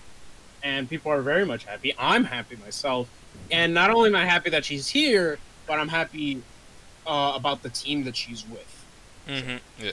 Now, before we quickly mention about the teams, when you mentioned Joe, but the thing with Joe is that he is always with Andy and Terry. You know what I mean? It's those three. You know. So it's like I don't think they'd want to put Joe with someone else. You know. I mean, sure they did with Benny Maru, but it's like Yeah, it makes Team Hero. sense. Yeah. Team Hero. Yeah. It makes. I think it is possible, but it's like because there was one time where Terry was not in Team Fatal Fury, and that one time Joe and Andy weren't even in the roster.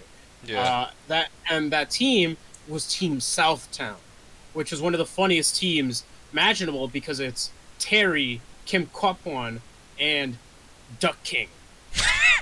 That's a great name. And if you beat their team story mode, like the arcade mode for them, Duck King's their ending is that Duck King and Kim get so drunk that they end up hating each other and disband the team. It's hilarious, and Terry just laughs about it. Bro. Man, no, I feel like with Joe being announced, it's only a matter of time until we get Andy and Terry. Like honestly, like I just feel like they have to be together. I mean, hey, look, hey, look, at the end of every trailer, they keep saying, "Shatter all expectations." Or they get Terry with in a team of Mai and what was her name? Bloody. What was her name? Blue Mary. Blue Mary. Look, my hope. You know why I said that as well. My hope. This is my hope. My hope is that Team Southtown actually does make a return, because I would love to see a 3D model of Duck King. That would be amazing. Or what's it called? SNK goes crazy and then put Terry in a team with Rock and Geese. Imagine. Yeah, right. Oh. That'd be hilarious. It's like, bro. But yeah, no, it's like, so I feel like Terry's probably gonna be coming soon, Edgar. So don't worry. about that. That's all I'm waiting for. All baby. I'm hoping as well, besides Terry's return, is hopefully we get Haomaru in this game, because that would be really sick to see. Haomaru, is that the guy from Sam Show, right? Yeah, he's never been in King of Fighters game. He's just been he just made a cameo in 13, which is actually yeah. If you bring that up, that was my problem with King of Fighters, is that King of Fighters is supposed to be SNK Smash Brothers. Yet for whatever reason, it took them until the 4th game to finally feature a Sam Show character. Yep. Nakaruru, right? Which is Nakaruru. But yeah, they don't have a proper Sam Show team, and nor do they even have a Metal Slug team. They don't yet. Like, fuck. Like you'd think there would be one, especially because, in SNK versus Capcom Chaos, SVC Chaos, Amar's people was playable, which is one of the main enemies in Metal Slug, and in a SNK Coliseum fighting game, I forgot what it was called, Marco, the main guy from Metal Slug, was also playable. So it's not like they don't have movesets for at least like 2 characters, and then they could just make a 3rd.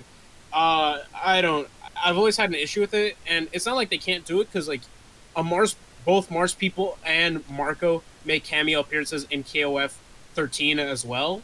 So I just want my Team Metal Slug in this game. I don't understand. Understandable, bro. I completely understand. Yeah. They definitely need to be represented. So far, we also had no newcomers since the reveal. Yeah, so far. Every character is been returning so far. Yeah, but at least Terry and Mini Terry. But at least Mini Terry. But at least we have a character that's returned from a long time ago. You know what I mean? It's kind of like with Anji when he was announced for Guilty Gear Strive. You know, we haven't seen that character playable in a while, so it's really cool to see Chizuru come back after so long. But I guess that's it for the SNK stuff, unless you want to add something else to that. There was one other thing they did. I think they did announce that rollback will be implemented. Which, I mean, of course it was, because SNK has been working with rollback for a while at this point. I think they were the first ones to do it out of all the Japanese dubs, but if not like second to Akira. But yeah, it is implementing rollback. Yeah, which is pretty cool. Yeah, there was a tweet recently that said that they were working on it. It was giving them some issues, so it might take a little longer, but they were working on it. Yeah. But I think we have our final thing from the Fighting Game Roundtable, I believe, and that's, of course, the Guilty Gear Strive announcement, which got leaked by GameSpot. Yeah, is it Eno or Ino? I always called her Ino. Ino. I think it's Ino. I don't know. I switch between the two because I'm never sure. Yeah, I usually just call her Ino. Actually, no. Yeah, it's Ino. It's Ino. Yeah, like Ino is the final character. I honestly was pretty happy to see Ino. I really like Ino. I love her design, cool of course. lady. Yeah, that is the character that. It should have been Order Soul. No, bro, you really want Order Soul? All right, bro. But I was really excited to see. I know, like when I saw Guilty Gear for the first time, right?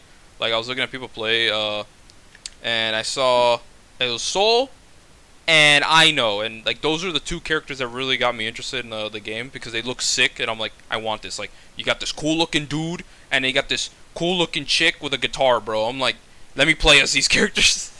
So, like, seeing Ino as the final character makes me happy, and I believe she is very important to the story of Guilty Gear as well. So I wouldn't know. So yeah, I just what I've heard. That story. Yeah, I saw it on Twitter.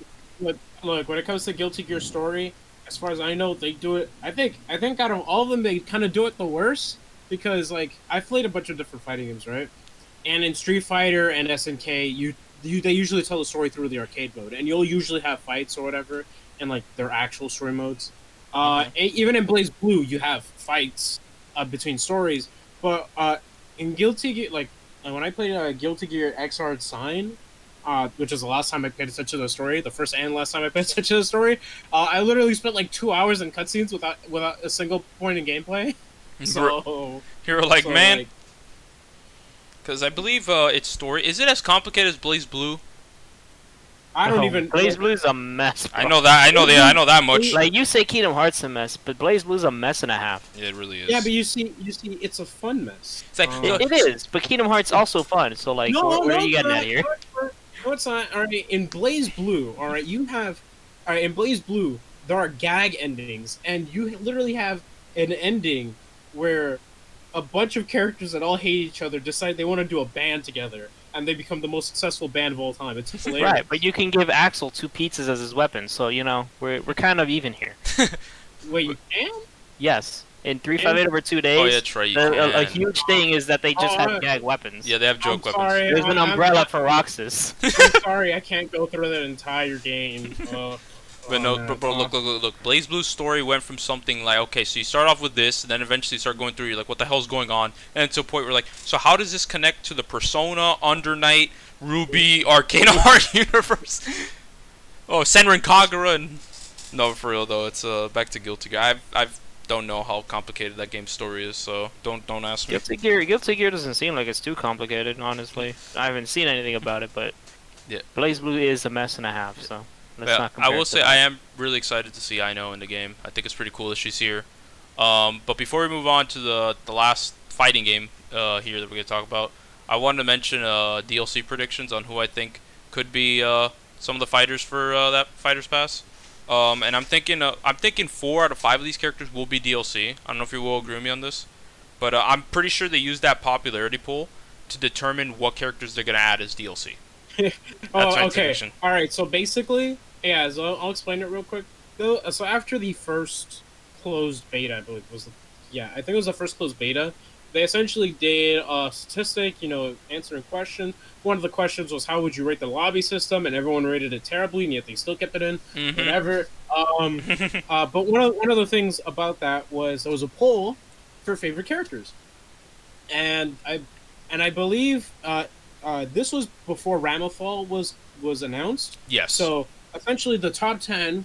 well, just the top 3. Just say the top 3 right now. Yeah, no. I was going to say the top 3, but essentially 4 different regions had individual top 10s. Kind of like Smash Bowl?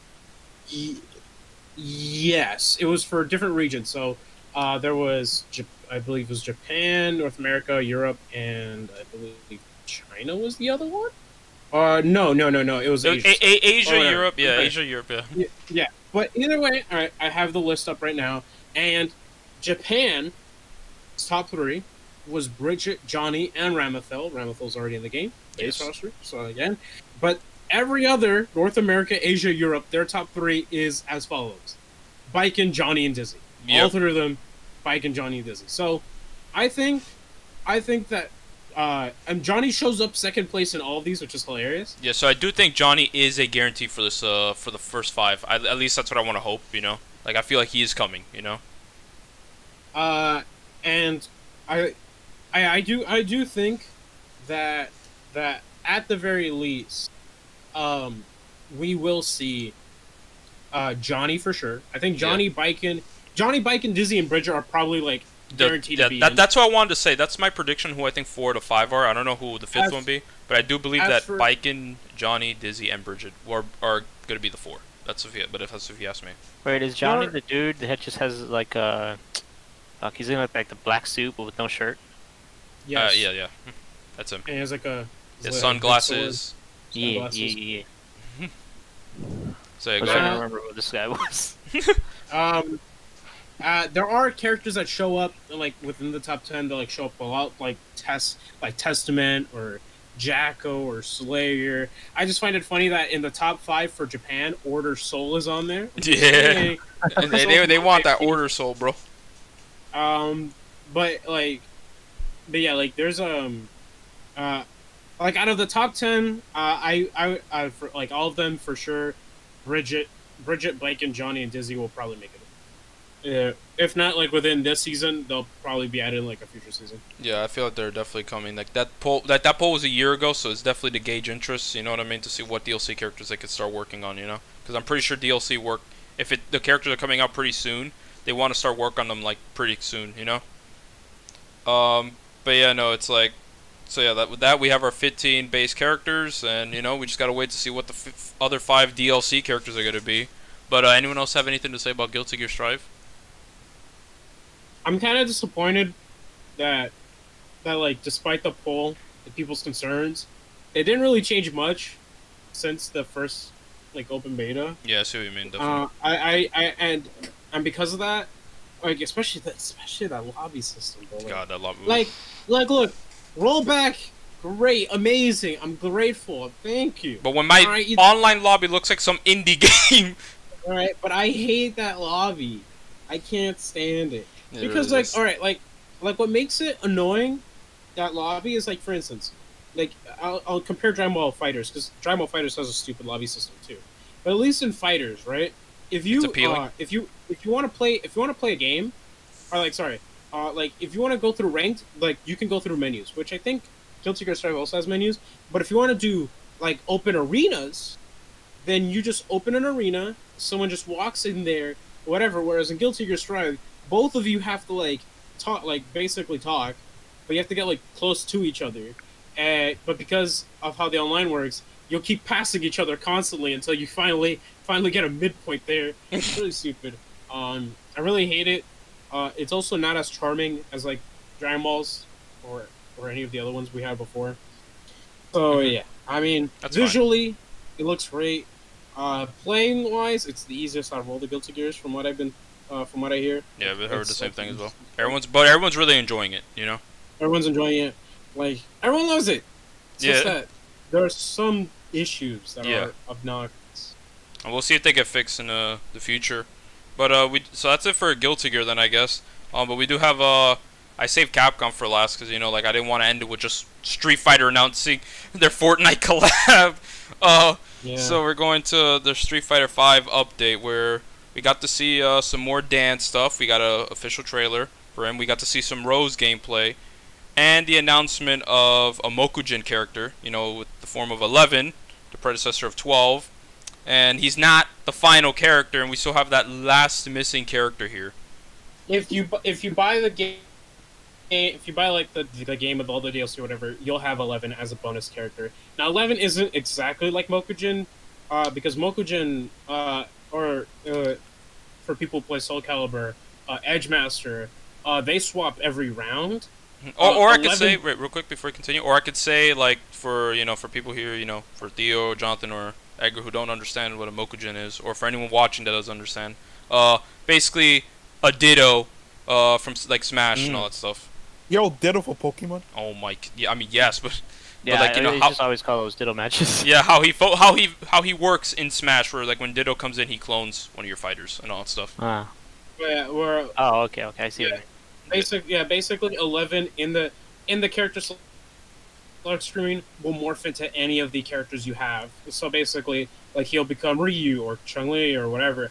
The reason now you may be asking why is this different from a random button? Well, with a random button, you can still choose to not play that character. You can still choose their V skills and V triggers and all that sort of stuff. So you can still change stuff about them, and you can even avoid playing that character entirely.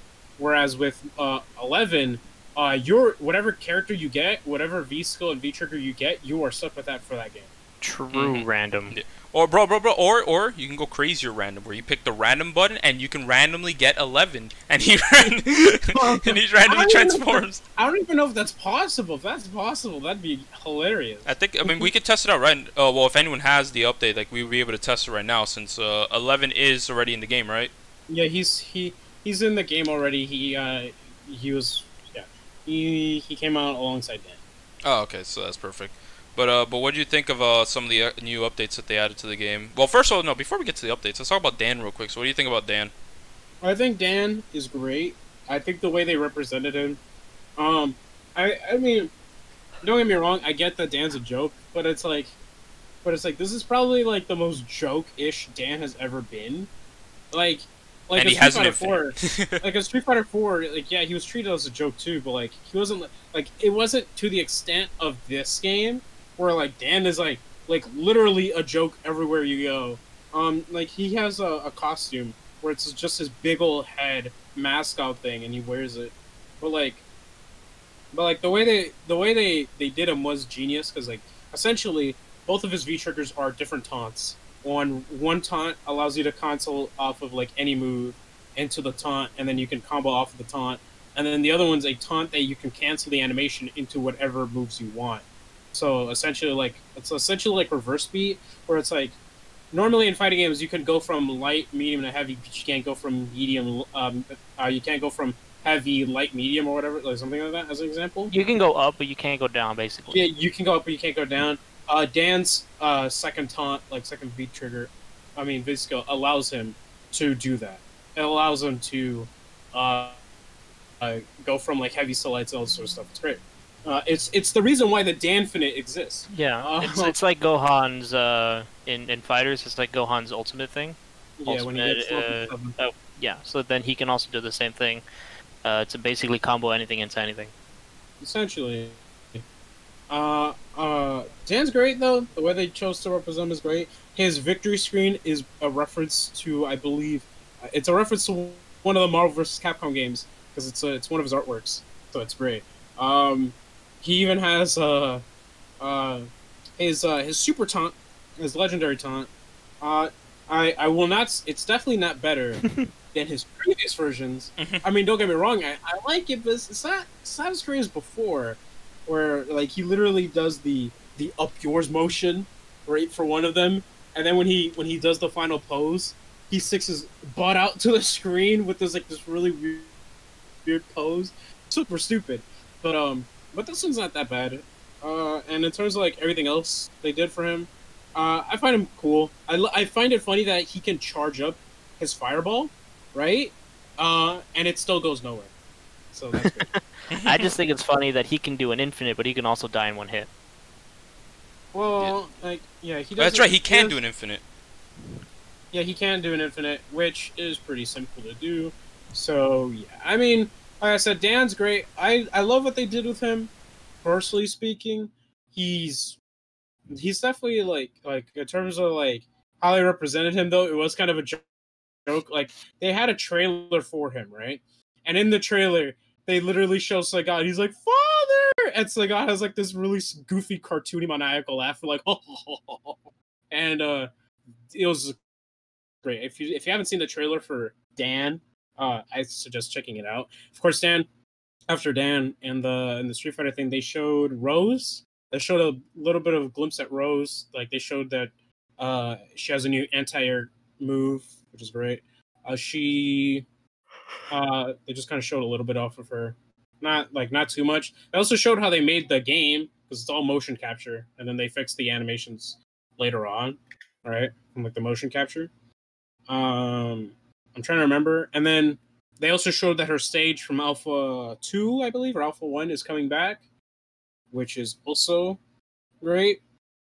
And at the end, they showed a little teaser of Oro. Sadly, they didn't really show, like, all they showed was, like, oh, like, he has a super pack from Street Fighter 3, and that one of the items that can show up is a mini Blanca-chan, which is hilarious. But, there wasn't, like, oh, and they showed V-Shift, which is a new mechanic. Basically, think of it as, like, how do I say it? Like, Ultra Instinct? It's essentially Ultra Instinct. As long as you have 1 bar of V meter, you can do it, and if you get it off, you get half of your V gauge back, and it essentially allows you to react for dodging it, like dodge a move and react and punish. Oh, you're talking about the new V-shift. Yeah, V-shift. Yeah, I think it's pretty cool. And if you're too far out of range, there is a move specifically meant to put you in range and hit them. So it's a nice new mechanic that they added. You become Ultra Instinct Goku. Yeah. And the last thing of note is that when the patch finally came out, everyone was talking about Ryu. Ryu. Yeah, no, everyone right? loved Ryu. It was only Ryu from there forth. I'm really happy to see Ryu back. Like, you know, everyone like loving the way he plays now, because I know a lot of people said he wasn't that good in the game. So I'm really happy to see. That's you sent me an image, a screenshot of like the the top let me see here, top 7 players on Street Fighter 5. Yeah. And it's 5 out of the 7 are all Ryu's. Yeah. Ryu is just that good. I'm really happy to see Ryu back there. Also, you talked about Rose, right? Already? I talked about Rose and I talked about the little glimpse at Oro. Yeah, and also okay. So then we're good then, right? Or do you want to add anything else? I'm just interested to see who that final character is. Yeah, I'm really curious. Real quick, not too much to go into the speculation side of things here, but I'm really curious to see who that is because they're really hiding it. A part of me wants to believe it might be a guest character. And like ever since It should be a first. Who? It would be a first for Street Fighter. It would be never had a guest. Like they've always had like other Capcom characters in Street Fighter, but never like a third party. Yeah, exactly. Now a lot of people have said stuff like originally before, like what if it was like Jin Kazuma and all that stuff, right? Kazama, my bad. And, an SNK character. Yeah, but now everyone's like saying SNK. And I love the theory that Maximilian brought up, where he was like, "What if it's Terry, right?" And then this leads to like Capcom having like their own team in King of Fighters, which would be absolutely crazy. But ever since he mentioned that, that's what I want to happen for both those games, for King of Fighters 15 and Street Fighter 5. It would shatter all my expectations. Yeah, I see what you did there.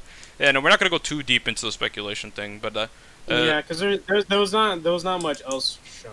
Yeah. I don't. Unless you really care about the guy who made a remix for Ryu's theme and kept calling Ryu Ryu. I was about to choke someone. But so yeah, I guess we're good then with all this fighting game stuff, I guess, right? So yeah, Sabdir handled that. Of course. But at least you woke up compared to Frenchman over here who probably went to go grab food or something. But who knows? But look, I've been here the whole time, man. Yeah, you've been here. You talking? I've been here. I'm just letting Sabdir, you know. Say I heard him yawn, and then I haven't heard from him since. Hey, but I love my Frenchman though. But what's it called? So next we have the next topic here, being of course the state of play that recently just happened. Which I gave it a C grade. It wasn't that bad, but compared to like, you know, the one with the PS5 and not like the PS5 stuff, like I believe that's where they showed off Miles Morales and Ratchet and Clank, and I think there was another one that they showed off FF16. It wasn't as good as those, if you were to ask me, but it was still cool to see nonetheless. It was still fine, you know. Like I thought some of the games they showed off was pretty cool. Like I don't know if you guys remember. There was this one game where you play as this astronaut or something. Like, you know, it's like she looks like she's in space and all that stuff. I didn't think. Yeah, I already forgot the name of the game. Yeah, it's fine. You know, I forgot the name of it too. It's the one where like there's this lady that she's like in an astronaut outfit or something. Metroid. Yeah. Oh, look, he's back. But No, I know. I was here the whole time. Yeah. Man, this man didn't want to comment. But what's it called? Yeah, like it's this astronaut game where like you're in space or some shit, like in some planet. I forgot what it was called. Yeah. But, yeah. Aliens? No, definitely not aliens. Definitely not aliens. I'll look at it. That's fine. Look at but it. basically the whole That's fine. But you can find the title. But it was Returnal. Returnal. Yeah, Returnal. Okay. But it seems interesting after seeing what the game is, where you have to go someplace, and like the thing is that the maps change, like the layout changes. My bad. So it's not like you just walk in after dying, just go straight to the end. Like I found that actually very interesting at the fact that like it would just change everything. But what do you guys think of that game? I thought it was interesting. Roguelike, so like monkey. Yeah, people said it does look like a roguelike game, which for those that like roguelike games are gonna like that. Me. What's yeah, a like you. roguelike again? Like stuff like Hades. Oh, okay, yeah, that's what it was. Yeah, so like, you know, stuff like that. Is it roguelike or roguelite? Roguelike. Roguelike. Yeah, roguelike.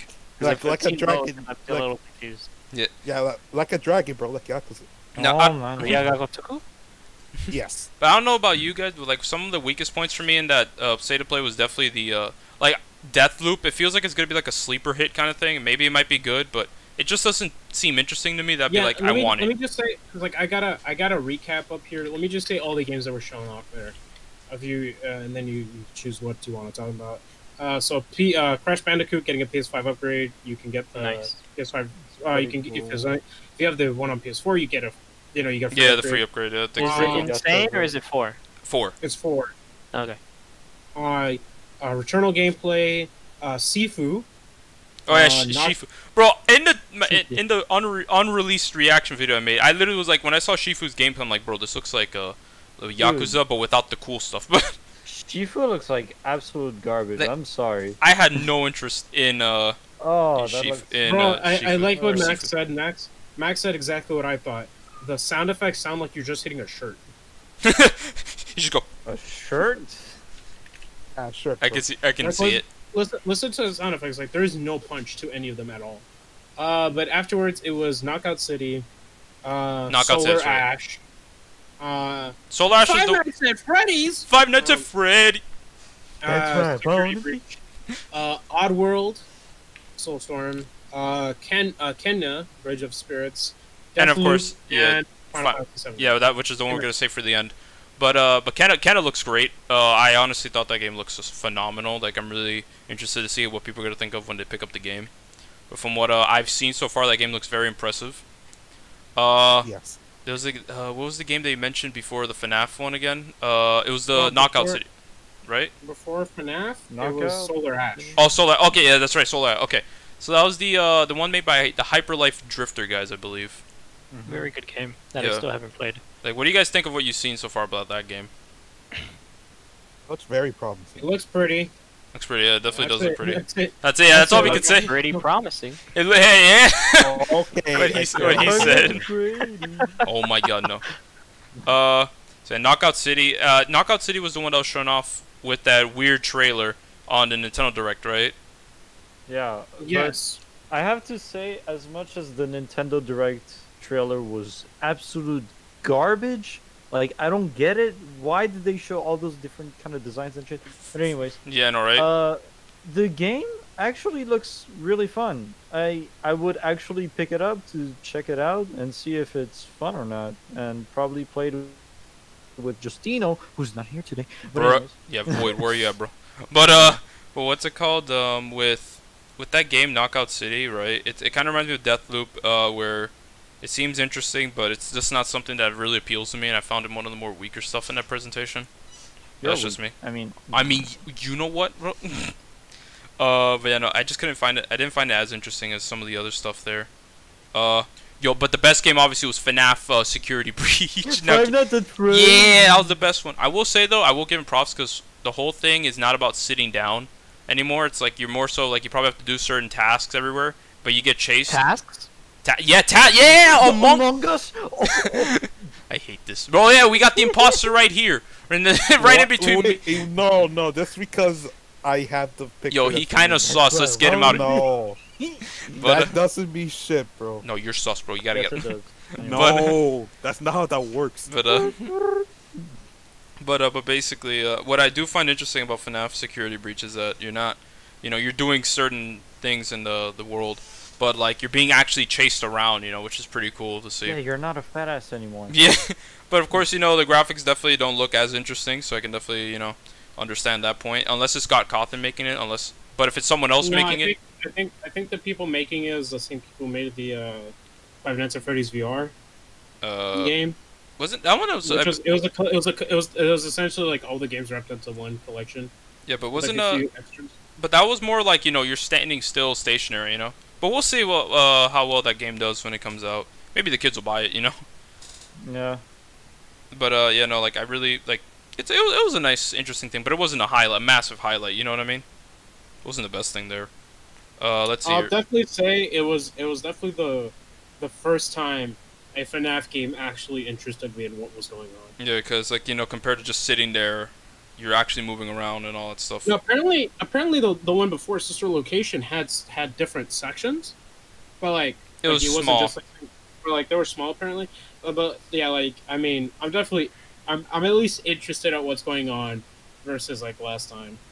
Yeah, and yeah. So with the Sister Location one, it was small, but it was boring as well. Cause it's like I believe with Sister Location, it was more so the fact that like you have to you couldn't see anything.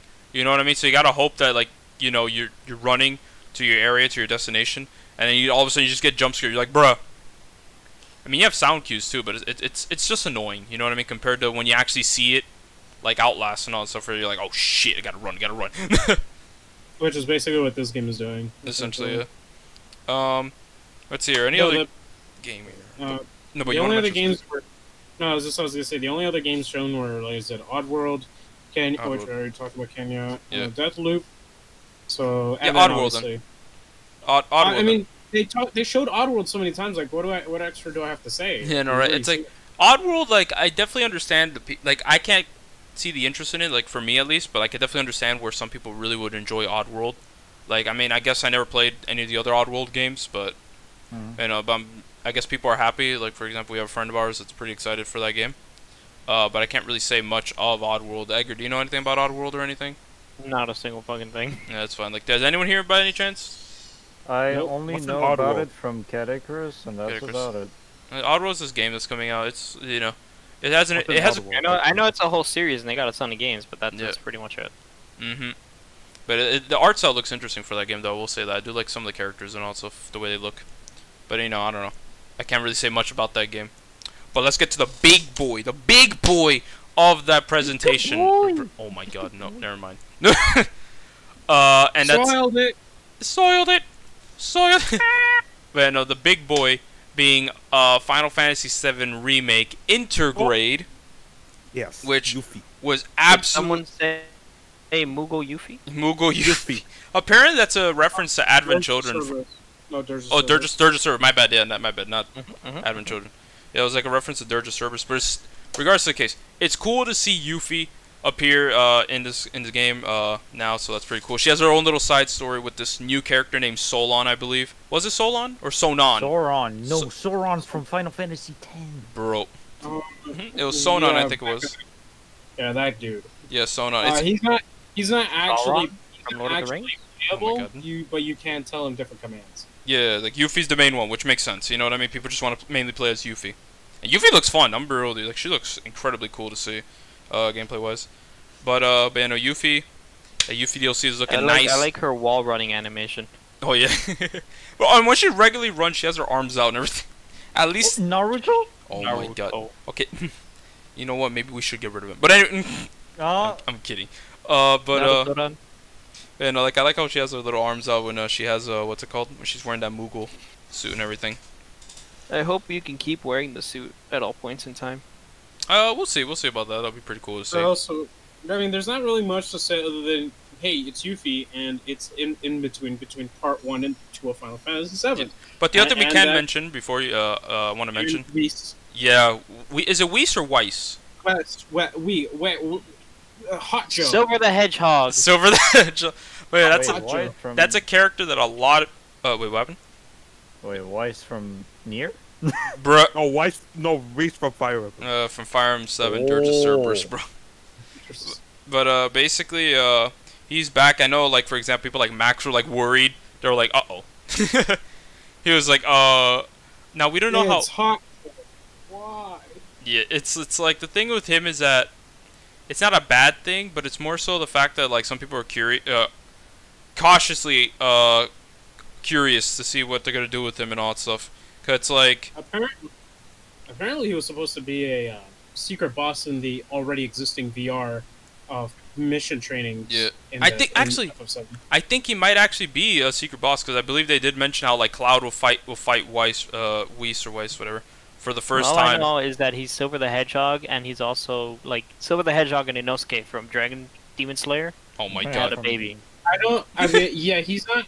As far as I'm aware, like from interviews that I've read and stuff, he's not part of like Yuffie's story or anything. As far as I'm aware, but we'll see. They just wanted to show you what he looks like. They were like, "Here you go. Here's my OC." No, you can. I mean, you can already see how he looks like because he's Yeah.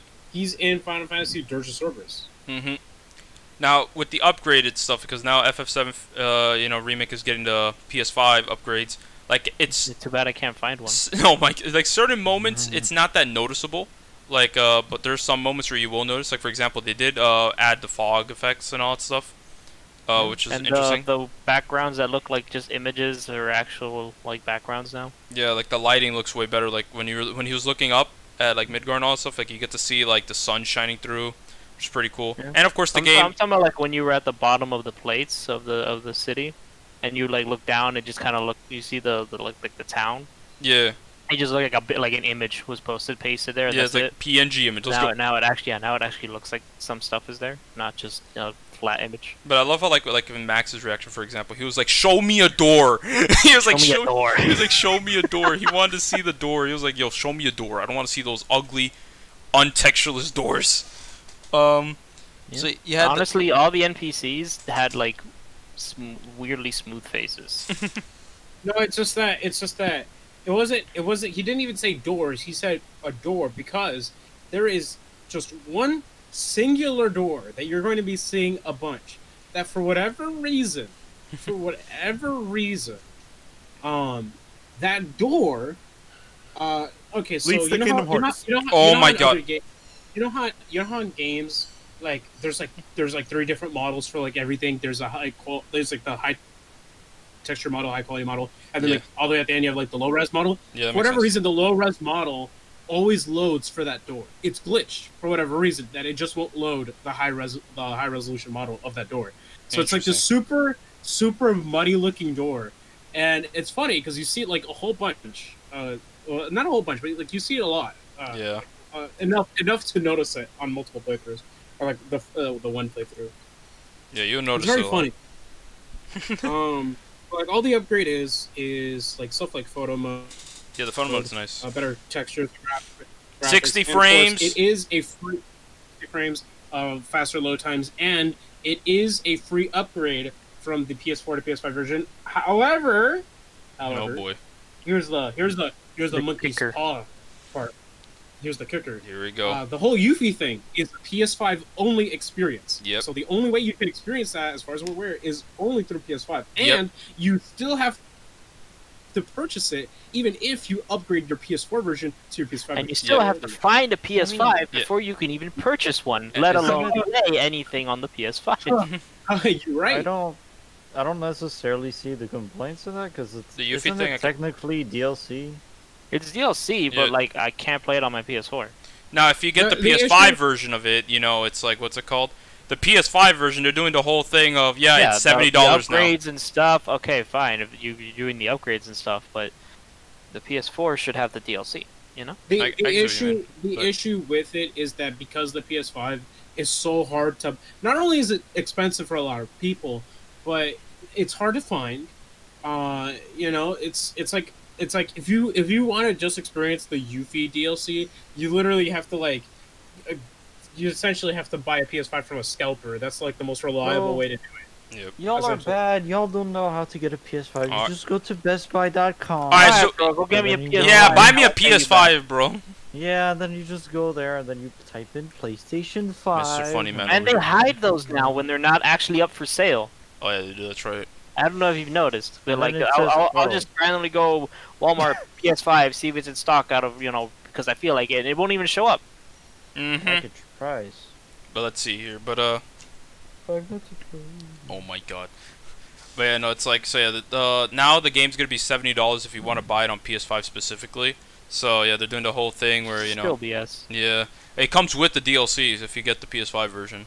Yeah, but that's slightly less BS, but it's still. I guess they have to get their money somehow. You know, you get FF7. If you have it on PS4, you get the free upgrade to PS5. You get all the stuff. What's funny is that it's coming in next month's PS Plus, but if you have the PS Plus version, you can't upgrade to the PS5 version. Rip. Oh yeah. So that makes sense, I guess. If you it makes sense. It's just kind of funny. It makes sense, but yeah, if you get it for free and you don't get the upgrade. Yeah, I guess that makes sense. You know what I mean? It's scummy, but yeah, it makes sense. But I mean, it is cool though seeing all this stuff, especially from things like JPCKing Cerberus.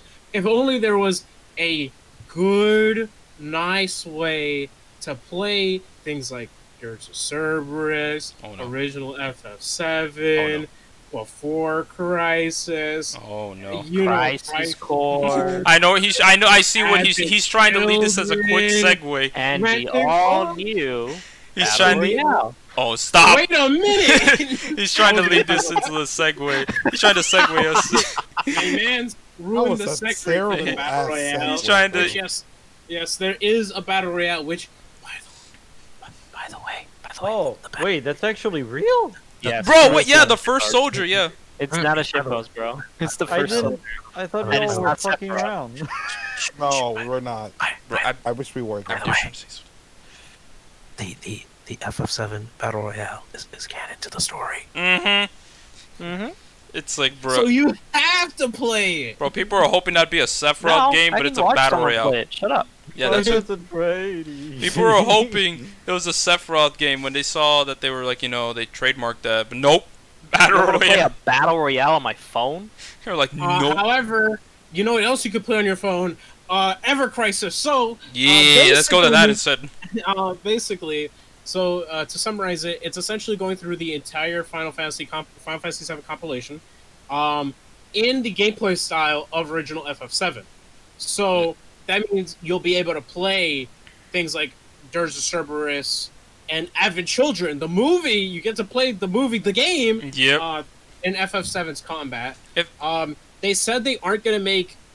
I don't remember if they said they're not going to make any changes to the story or just like a few changes, but it's definitely going to be interesting because it's like, how do you make Advent Children a game? Yeah, how do you make it's Dirge Final of Cerberus? Fantasy, We'll see. the movie, the game. But I will say that you- I believe Ever Crisis is going to be like, it basically is FF7 remake, demake. Because they're following, because Kind of? yeah, because every character is basically. based off their the way they look in the FF7 remake, and I'm pretty sure like you can notice like with Tifa's design, she has the remake design.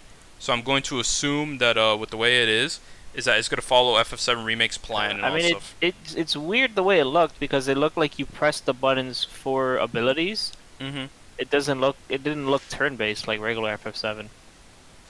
Yeah, no, I Well, see what you mean. turn-based, I mean, FF7 really isn't turn. Yeah, it's a ATB combat.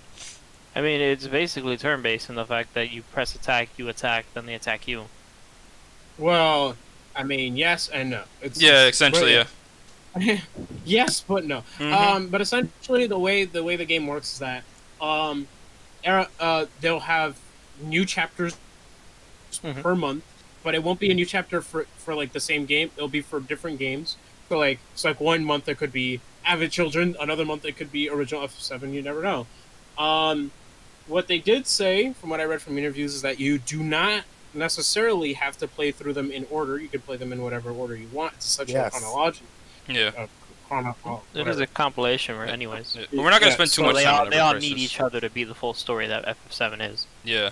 But we're not going to spend too much Now- time on these things, you know? I mean, like I said, it's just you're essentially playing FF7, but through the entirety Yeah. of the FF7 compilation, Uh-huh. which is Yeah. interesting. I do want What to I mention will one say- thing. Oh, go ahead, do it. I was gonna say the only thing I'm interested in is, are they bringing back Cat? Genesis is Genesis Oh, gonna come back? Gak, that guy. I've heard people say they're bringing that guy back. I hope not. Please no. But I will say one thing I was going to say is that with it being on mobile devices, it's like it's cool and all, but I just don't really care about playing on my mobile device. I think it'd be pretty cool to see this come out to Switch, kind of similar to FF15 Yes. Pocket Edition. Because like I feel Yeah, like it it's feels... like that, bro. 'cause I if- mean, yeah, Better yet, but also... BlueStacks. I mean, we saw. I mean, BlueStacks. BlueStack, yeah, this is true. also true. Plug in a controller, But but it, like... it looks like it's going to be paid for, so, you know, have fun with that. Yeah, and it comes with like updates and all that stuff. But honestly, I think I'll just wait if it ever comes to like consoles like the Switch or some shit like that. But yeah, no, we're not gonna talk too much about Ever Crisis. But Ever Crisis was probably the better one between that and the first Soldier. I really don't have no interest in the first Soldier. None of us here. Well, I mean, I think besides Edgar, I don't know. It I'm pretty looks. It literally looks like a game that they had ready, and they're like, how do we sell this? Let's just slap the Final Fantasy VII name on it. Yeah. Yes, Boom. millions.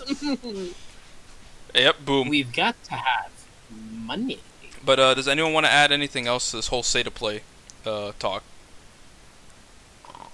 Understandable. Yeah, Have a great day. That's it. Yeah, stay And- asleep. And we about to have our longest podcast here, boys, as we're gonna be continuing on with the final topic here.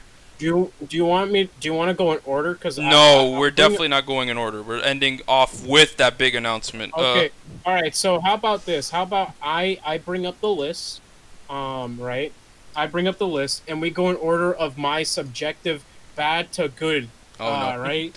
But we all know. We all know where we're gonna start off with, right? Right. oh wait, but before that, wait, I gotta say, we're gonna talk about the Nintendo Direct. There we go. There, now Yeah, everyone knows what we're talking about. The Nintendo Direct Yeah, that came after exactly. 500 days. 500 days. Yeah, that's crazy. It's like, But bro, we had all those minis and bro, partner look, I showcase. swear. All right. Oh, So- don't count Edgar. All right. So, like I said, this is my subjective bad to good listing, and our first one is you guys ready on DC Superhero Girls Team? I have nothing Right, to say that was about that. there. It just looks weird. I can't believe they gave it so much attention. That's all I'll say. Yeah. I really have nothing else to say about it. Like, I really don't. It's like, okay. I thought Wonder Woman was Jasmine. Yeah. Yo, Jasmine. Yo, from Aladdin. Yeah, from Aladdin. Well, All right, I think that's it for all that, because like we already talked about Knockout City. Yeah, Knockout City. So, all right. So let's continue on here. Bro, So- Splatoon 3. What the? Dude, what do you mean? We gotta I'll wait. That's save- one of the bigger ones for later. We'll see. Yeah, we'll save those for later. Shut up. The Nintendo stuff we save for later. All right. So I think so we'll go through the third party stuff. So first off, Hades is getting a physical Nintendo Switch release. Good game. Yeah, that's cool. I think it's pretty cool to see it getting a physical Cool release. snoring. Honestly. What's that, Theo? Yes. Yeah. Uh, No. Kick not 'em. me. Oh, then that was Edgar. No, that Yeah, was that me. was I said Edgar good as game. Oh, okay, that was Edgar. I said good game as he was snoring. If I can do that, snore and say that, then someone give me some voice acting. Understandable. Yeah. So like I said, I'm only going through the third party stuff first.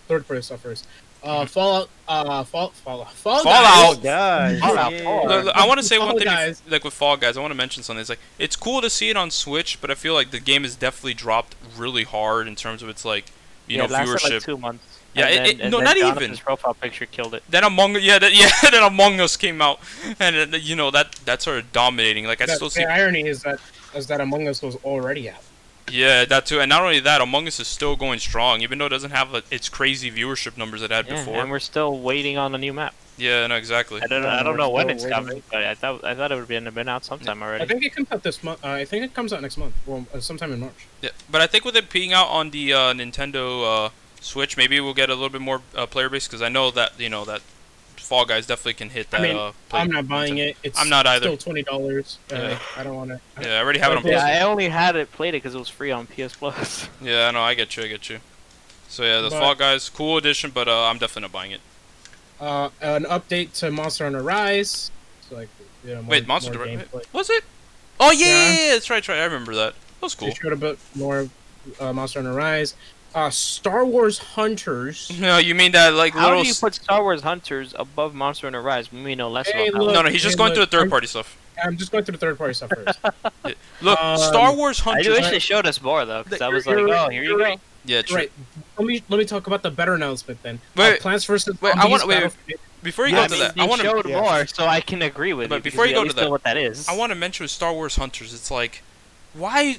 I hate trailers like that. They don't show anything, and they're like, look at this new game. It's like, They what were am I like, supposed Star to be Wars? excited? Oh, Star Wars, what's coming? Star Wars Hunters. Yeah. Goodbye. See Yeah, you it's like- next time. Like, how are you gonna get me excited for that, bro? I don't even know what the hell I'm looking at. I mean, from what I can tell, it is basically a multiplayer, team-based like fight. Just a team-based game where you shoot each other and you pick bounty hunters as your playable characters.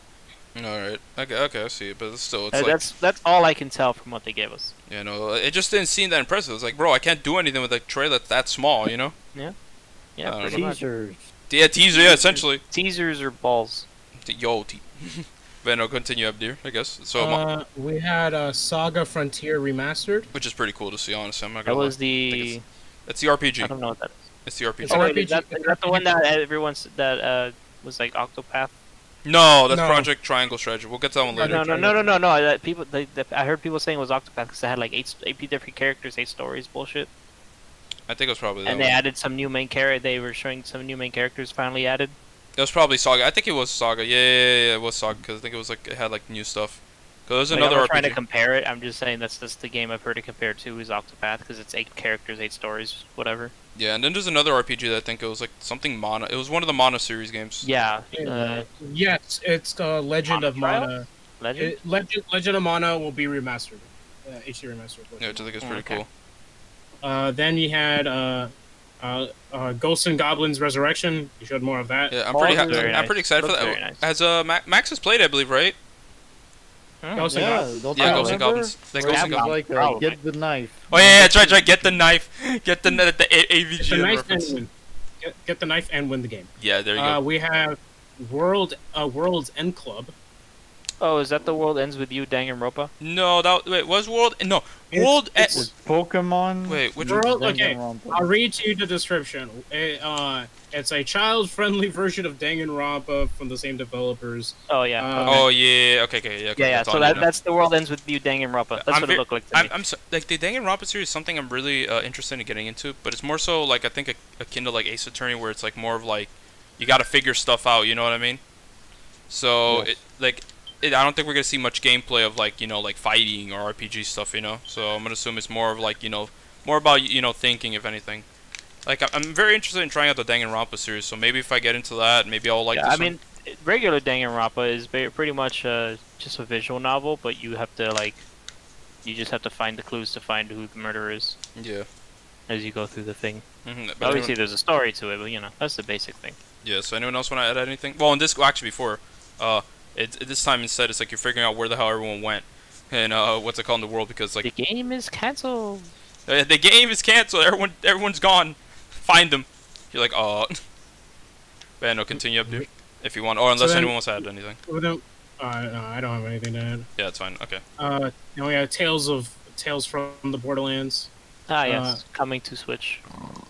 Samurai Warriors 5. Yes. That looks really like it looks pretty cool to see that on Switch. Cause it looks More like right Warriors on Switch. I think it's gonna be available on all the other consoles, I believe.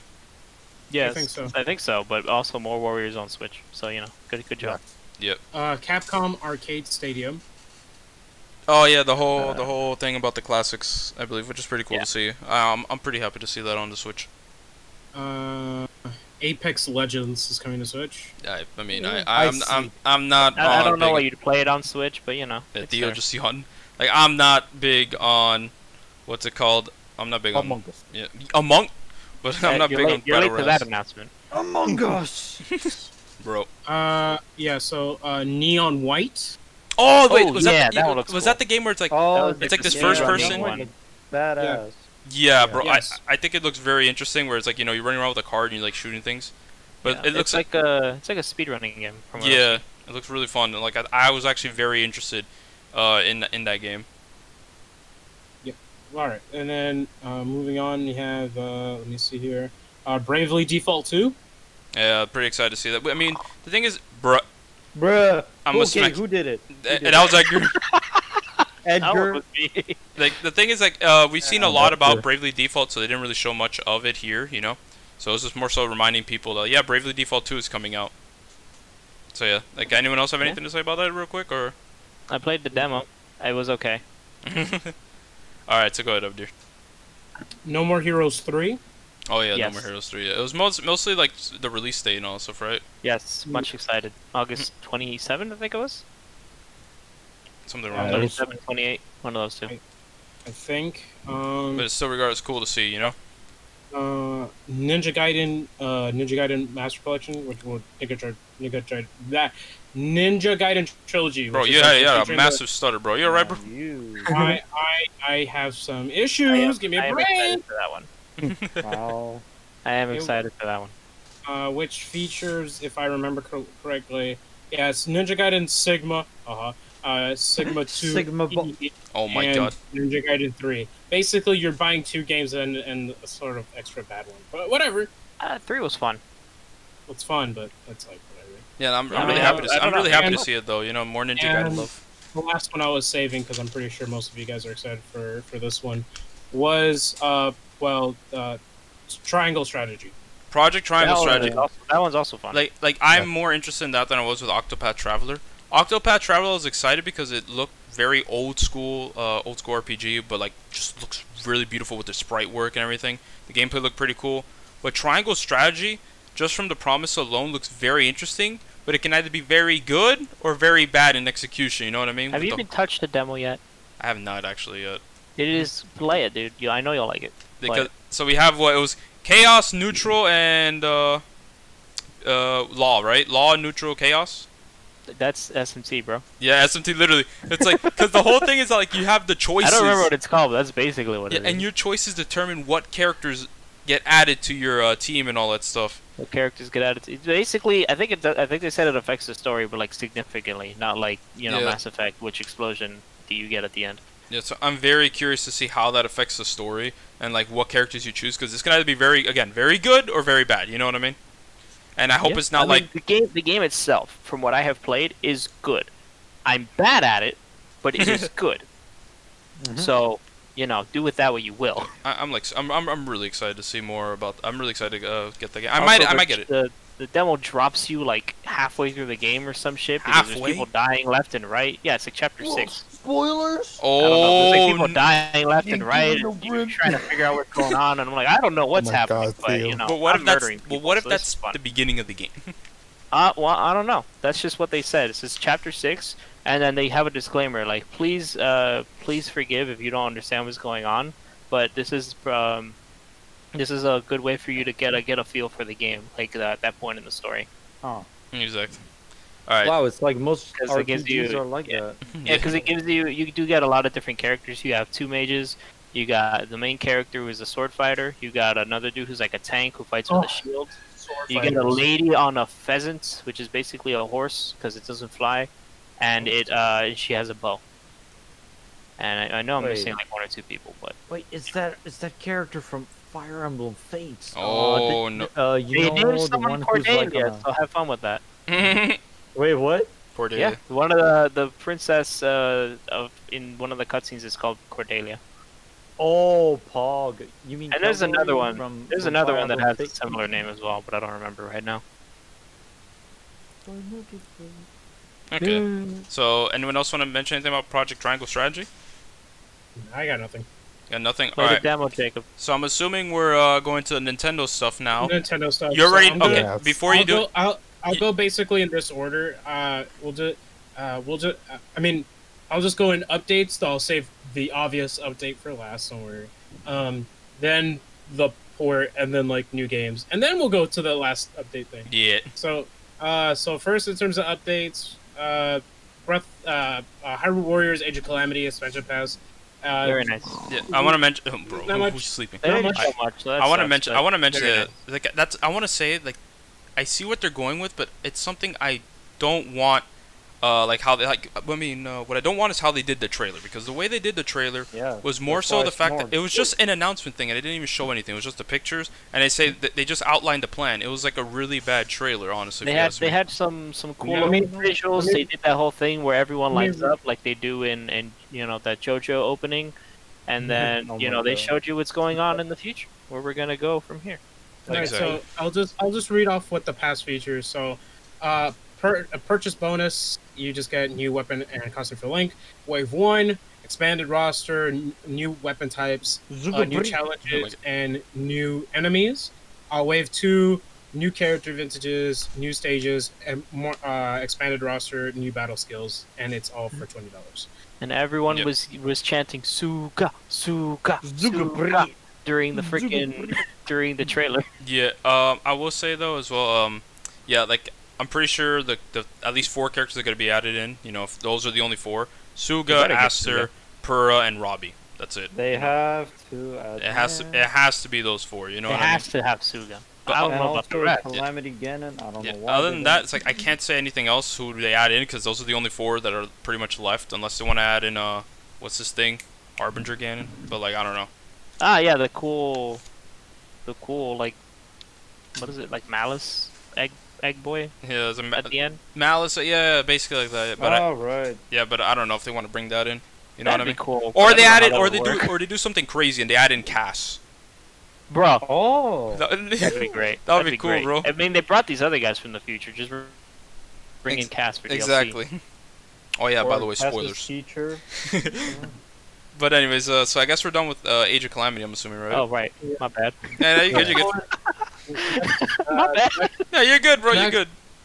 The next update here was just the Animal Crossing Mario, Super Mario Brothers. I mean, Just give me the Legend of Smash Zelda Bros? stuff, bro.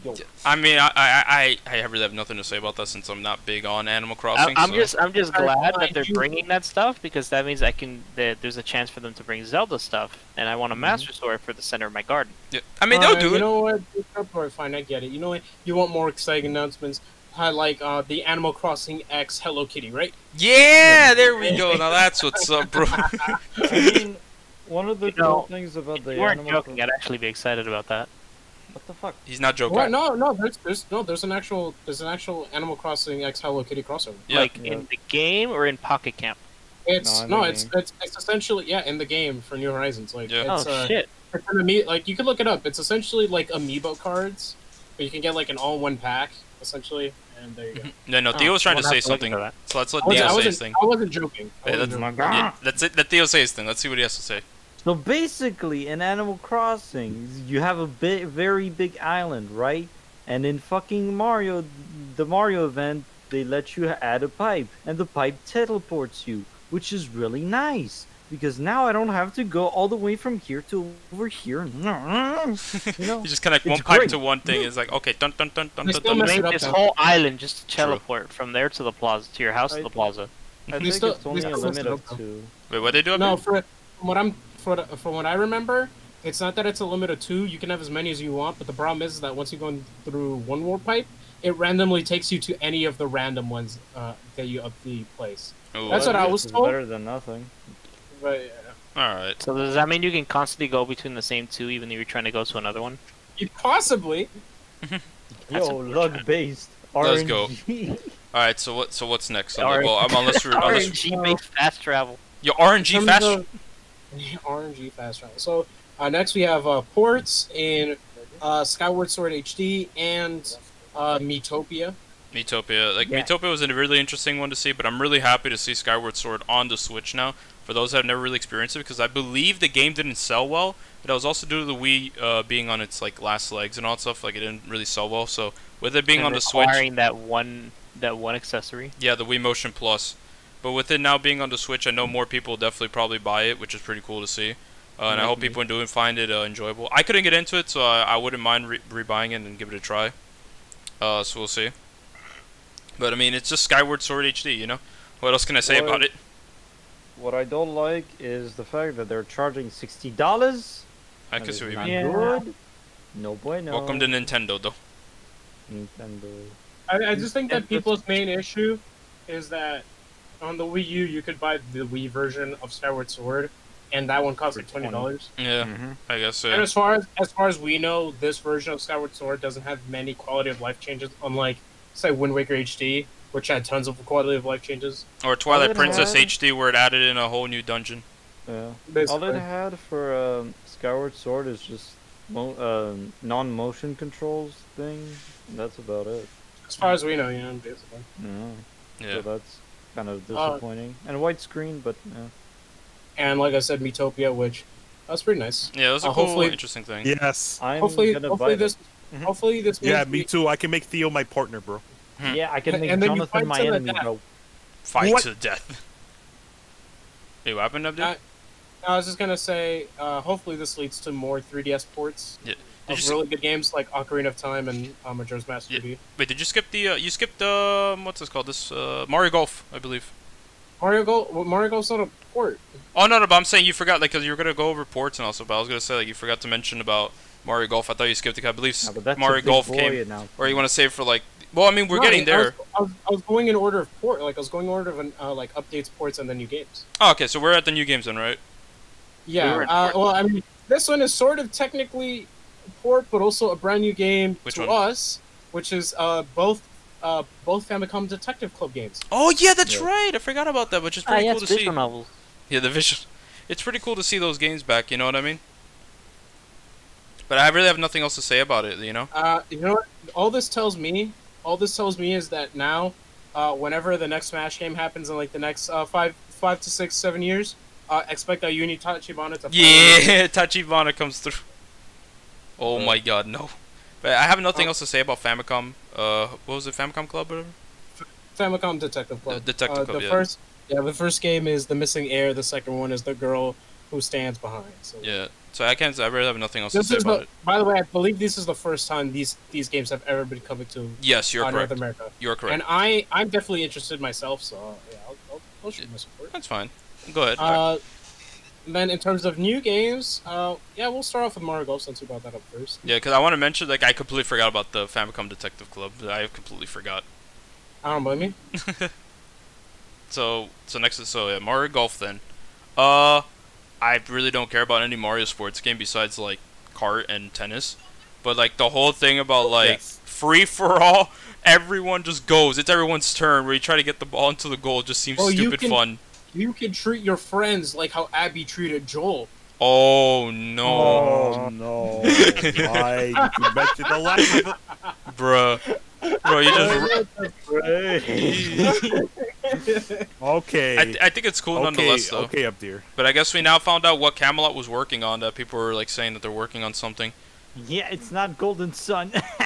Wow. I'm going to kill you. I'm going to kill you. I'm going to go to your house. I'm going to grab you. your French baguette neck and just say, be gone. Yeah, my house can't- is can't Avenue say. de Napoléon Bonaparte. Oh You're no! ugly. I hate you. I'm gonna kill you. Give me $200. $800. Yeah, no, it's like Actually, Chris, the other way around. but no, with I'm gonna make you the other way around. Mario Golf, I think it's cool, but Wow. it's definitely not something I'm gonna buy. Honestly, like I mean, I have no Me interest. neither. They didn't show Mario Strikers. Bruh. I want Mario Strikers, bro. Mario Strikers is amazing. Come on, Nintendo. So I guess that's it. Unless you all want to comment more about Mario Golf, because you can't really say much besides that the game looks nice and you know It looks like fun, but also I'm not gonna get it, so have fun with that. yeah, like Yeah, I me can't. neither. If you do get it. I do find it funny, by the way. Actually, before we move on, because like the last two announcements are like the big ones. I do find it funny that it's cool. like you see me and you're thinking you will see Breath of the Wild 2 news. Sadly, you're not getting that in this direct. I Yeah, just found that hilarious. it made but- sense. Honestly, I'd rather they did that than them just not show anything, because then I'd Yeah. see all over Twitter everyone being like, "Why the fuck didn't they show anything? Why don't Right, they at least so- tell us that they're not gonna show us anything? I Yeah, I think We guess. deserve at least that much." personally, I think people are making a huge deal out of it. Like, oh my god, no Breath of the Wild 2 news. It's like what do you expect? I didn't expect it to be But, shown off in this direct. I really didn't. But at Like, least, and if they were gonna show it, that means they're ready to give us the time frame for release. So I don't think they're there yet. but at least, you know, you're being told, wait, we're gonna get more news in the later future. In just a tiny bit, just Hey, wait a tiny bit. At least you know you're getting a game. Yeah, it's not Mhm. Metroid Prime. It's okay, Metroid Bayonetta. Prime 4. No. He's not Bayonetta. Like, Bayonetta. he's crying about Golden Sun. Oh, Yeah, that's true. Like people. Honestly, but there's a lot of game series you could say that too. Yeah. But anyways, the last F-Zero. two. So what do you want to save? Where do you want to save the last? I'm guessing you want to save the first thing for last, right? Yeah. So we're gonna go And the last straight. thing for now. Yeah. So we're gonna go to Yeah. Splatoon 3 then, and all that stuff right now. The I'm French a were bone main. defeated finally. I'm a filthy bone man. Yeah, they have the Eiffel Tower They upside put down. French in Australia. bro. It's all deserved, bro. People voted for this. Chaos won. People wanted this. It's- People wanted France to go to hell. Yeah, They no, got right? it. But besides the fact that this is supposed to be chaos, we can't really say much like of what's going on with its story. You know, we just know that everything apparently went to chaos. And yeah, that's it. That's all we could say really. The We finally gameplay. did it. We got Yeah. Splatoon 3. What Yeah. did it cost? France. I'd say it's a pretty good trade. Yo, Bo. But no- Yeah, same. judging that we have those the new gameplay where they just launch themselves in there, like compared to just like spawning in, they like have these little things. Yeah, that, they like, come just- on these little orbs and they fly around. And Yeah. Yeah, they come, bro. They I'd come. say Oh my orbs, God. but they're actually giant cubes, but whatever. Yeah, Looks faster paced. yeah. Like I can't really say much because it's a Splatoon. You know what I mean? I mean, it looks like Splatoon, so if you like that, you're getting more of it. I hope that the new group that they get in, right? Because I'm pretty sure they're gonna have the two new groups. I hope they're like rock stars instead of like pop stars, because like the whole thing about chaos just makes more sense to be rock stars, if anything. Or metal. Metal, bro. Yeah, metal. Yeah, exactly, metal. Yeah, that's true. I wonder who we're getting. And if we, It's definitely gonna be two girls. That's already true went here. for You already Marina know. and Pearl. Yeah. Let's go. So yeah, we'll see about that. But I really have nothing else to say about it except I'm pretty interested to see what they're gonna do with it and all that stuff. And we just gotta wait and see. You know. Oh, Yeah. So anyone else have anything to say about Splatoon 3? oh. I am excited about the lore because, like, the first two games they didn't have too much lore, and then with the Octo expansion they went monkey mode. Splatoon Like- 1 did have its Oh. lore explained via items that you'd find and all that stuff. Yeah, but They went the like, Dark Souls route. you know, it wasn't crazy like Octo expansion went. Octo expansion went monkey, and it was amazing. I really do believe that Octo expansion is probably one of my favorite DLCs ever to date. I probably Um, wouldn't say that, especially with Torn out. Yeah. Wait, what? You Wait, forgot what? about Torn. I mean, Asur's Wrath is a thing. I mean, Torna, It's the I ending don't of the game. consider that DLC all that much. I consider Torn that, like a from what I've fucking seen game. of Octo expansion. 'Cause I just saw this stuff. I still think Torn is way better of a DLC. Like Jesus, that game's DLC was fucking fire. That's like my favorite DLC so far. I wouldn't consider that a DLC. But anyways, It is a DLC. I am pretty excited if they expand on the lore because I mean, if you want to call it an expansion pass, it's fine, but it's still DLC. It is. Yeah. It just they decided to make a physical version of the DLC stuff. Exactly. That's why it's not a DLC. Bruh, what do you mean? I'm gonna smack him. But so I guess that's it with Splatoon 3. Bow. What? Yeah, I guess so. Because I have nothing to say. All right. The bow. I mean, the weapon, the it's bow. new weapon, Oh, but, the like, bow. I mean, Oh, the yeah. little buddy. Oh, wait, no. He's the buddy. I mean, the buddy's cute. I mean, I just don't know what else to say about the little buddy. As for the bow, Customize it, bro. you give it a little hairstyle. As for the bow, Jonathan, I have nothing to say about the bow because we haven't seen it in action. Now, who cares? It's a new weapon. Bow. Shut up, Theo. I know it's a new weapon, but Bow. yeah, no, like I guess we're good then, alright, guys. Last topic. Is it time? Yeah, so It's time. basically, Five Nights at Freddy's. Pikachu's Smash. 5 minutes to We gotta do it. Here we go, ladies and gentlemen. We did it. Xenoblade 2 rep in Smash. Let's go. Wii? We have What do you mean Wii? You mean Nintendo Wii? No, No, Wii? this is a you thing, bro. Okay, We look. bro. No You, Rex. okay. We except SabdierZ. We did it. We did it, boys. We did it. We finally We did did it. it. We No got the Rex in Xenoblade. Smash. I was literally like, this fourth character is gonna be a Nintendo rep, and it was kind of a long stretch, but I was holding my penis. I'm like, bro, what if it's a Xenoblade rep? Well, more specifically, I was saying Rex, but regardless of the case, I was like, I feel it in my gut.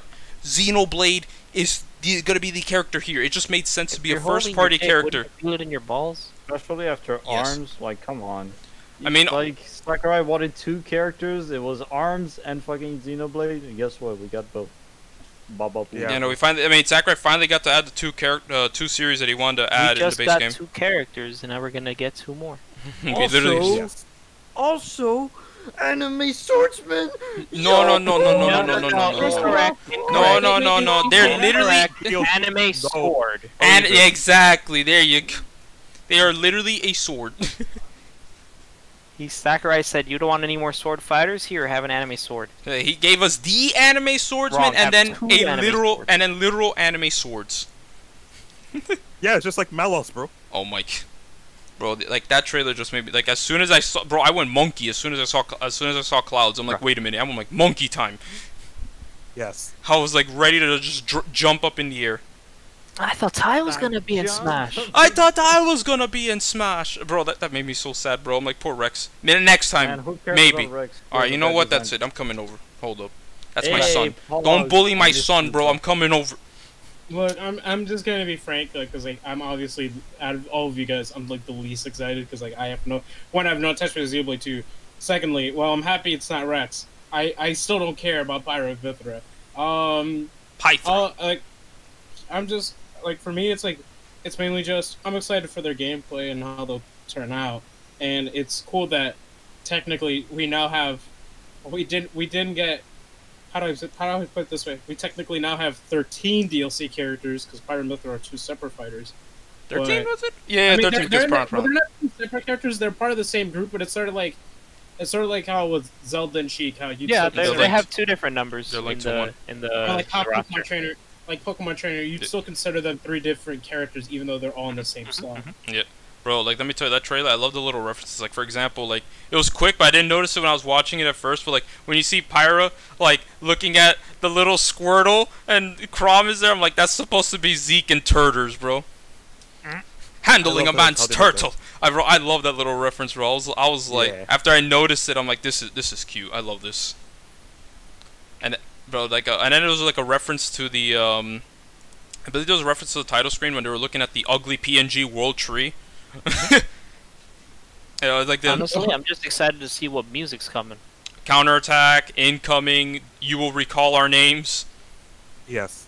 Those are the ones shown off in the trailer, but we'll see. I do hope. Torna. They might have the Torna battle. I hope the team. battle team for Torna shows up, and I hope the future connected version of Time to Fight will show up as well. Time to fight. Like that was a good song. I don't know. But yep. Have you played Future Connected, by the way, Edgar?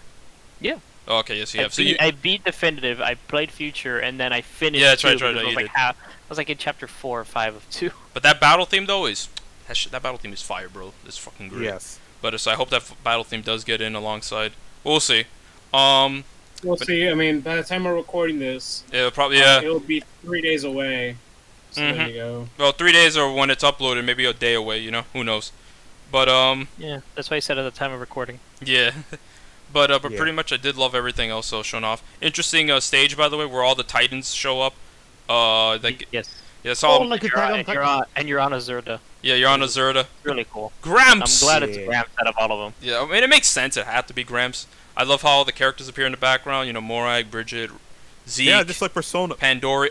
I'm gonna smack you in the. And Rex is a taunt character. Rex.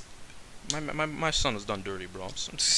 Next game, bro. He's Next. in the taunts and he's in the final smash. Bro, bring him into He got the crown treatment. Bro, put him in the next Smash game, right? With Numa instead, bro. Bruh. Bro, do it. Hey, I love spoilers. Yeah, okay, yeah, exactly. Who cares? Isn't it? Yeah, he's gonna have his Chapter 8 attire too. Yeah. Oh, that'll be sick, Oh. bro. I hope so. That'll be dope. Yes. If they do it, of course, depending on if Xenoblade 3 Bro, I comes mean, out. if he's playing with if he's got Numa, he's got his Chapter 8 attire. That's all I'm saying. But we'll see if he does come in the next Smash game. But let's focus on Pyra Mythra. But I love how all their specials are like based off their Blade specials. And Yeah. the little reference that I like is that Mythra does have her Chroma Dust from Torna, so they did add some Torna stuff for Mythra, which is pretty cool to see. Chroma Dust was the one I that. need to finish that. Oh, you have to. Yeah, you slacking, bro. Finish it, bro. I just find it funny that the voice acting quality still not changed. I mean, obviously, Pyra Mythra has always sounded fine. I'm just talking specifically Rex, because when you hear him go, Sacred Arrow, it's one of the funniest the Sacred things Arrow even sounds now. like the game. It's just the only problem I have with it is like he sounds weird when he says "and strike." He can't. The voice actor just can't yell. Yeah, he can't yell. I will say that. I mean, he's not Adam Howden. yeah, he's not not Adam Howden. But he does good. He does He pretty just good. Can't yell. Yeah. I didn't think so, expect right? you two to be over here, but now that you're in Smash, I won't go easy on you. Yeah, I think- Pyra. it felt. It was It cool. sounded like you were trying to sound like Rex. Dude, it was It cool. That's what I did. But it also wrong. felt, it felt so wrong due to the fact that it's supposed to be Rex. You know what I mean? Both of them are Rex and Shulk are pretty much one and the same, essentially. I just find I it. just want to see how they continue shit in Xenoblade 2. Understandable. My only thing with Mythra and Pyra's inclusion, and it was the same way I felt about Byleth's inclusion, is that when you look at, because like obviously they're from the same franchise, but because they're DLC, you look at their models and their Oh, yeah. renders, Yeah. and then you look at the guys with like, especially with Shulk. Yeah, but versus Shulk just looks ugly. Like he's Yeah. always looked ugly. He's I don't based know off why. his original. And I know it's based off of Xenoblade 1, but like, He looks Well, worse than Smash Shulk- 4. he Yeah. looks worse than he did in Smash 4. Yeah. In terms of his model quality, and then you have similar with Fire Emblem characters. You look at Chrom's render, and you look at like how like Robin and stuff look, and then you look at Byleth and how detailed and nice he looks compared to the others. So it's very. It's less noticeable with them, but it is true. Yeah. I'm really excited nonetheless for Pyra Mythra, but does anyone else want to add anything? I'm Big more Shulk's model, excited for. Fix Yes, Shulk's model. But I'm more excited for their alts. I want to see what Oh, they yeah. go for their alts. They're all. Reverse Pyra and Mythra. Oh, they're all colors. Yeah, yes. their me outfit, bro. I'm But really. obviously, we have Pyra Mythra and Mythra Pyra. I think So- by the time I think that we'll have Carbon Mythra as well, and then look, Blue, we'll see. Azure Pyra. We'll talk more about that once the presentation actually shows up. You know what I mean? Like because it will be, whenever we get the next podcast, right? We'll do that there where we do talk about the presentation. And I'm really excited to see what alts they choose. We did see one, like we mentioned with. You're with excited Mythra. for the alts. I'm dreading the me costumes. I'm really like, excited. it's- I'm actually excited for the me outfits actually. And same goes for the spirits and music of tracks, of course. More than we're gonna one get per- Zeke and the Shining Eye of Justice as a me. It's probably. I'm thinking Adam. Laura and Jin are probably the two I'm definitely guessing the most, and probably Adam. We'll see. But yeah, Mallow. Malos is a possibility too. But anything else you guys want to add on to this? They're gonna Nope. put Fandom. Oh my God! Stop. Oh, I mean- come on, I mean, man. there's nothing much to say other than these characters are in. We gotta wait for the present. Yeah, It's and 3 days away. we finally got them. I'm really happy. But anyone else? Though I will be saying this. So far, out of all Fighter Pass 2, Sephiroth still has the best trailer out of all of them. Yeah, true. I definitely agree. Sephiroth's trailer was the best. But But is that it? Are we good then? Did you say that we were waiting for the present? Presentation. Yeah, it's on one. Yeah, Yeah, for the well, presentation to They're already finally. in the present. I'm gonna smack you. But so I guess we're done here, guys. Yeah. Yeah, I mean, I'm looking through the announcements in case I missed anything, but no. I think no, you're good, didn't. yeah. So we're good, guys. All right, let's wrap this up, boys. Because let me tell you, I'm pretty sure y'all want to probably head out because I'm looking at the timer right here. We're about to hit 2 hours and 30 minutes. Let's Oh fucking my go. god, our first podcast for 2 hours. Yeah. So left. Okay, you know what? So You know left. what? Wait. Before we go, left to right. Show yourself. Shill yourself. Chill yourselves, bro. All right. wait, so no. Edgar starts first. You know my usual, bro. Bro, that's his way. You know my usual, bro. I don't give a fuck. It's fine. Understandable. All right. Next. Oh, follow me on Twitter. I almost have 50 followers, please.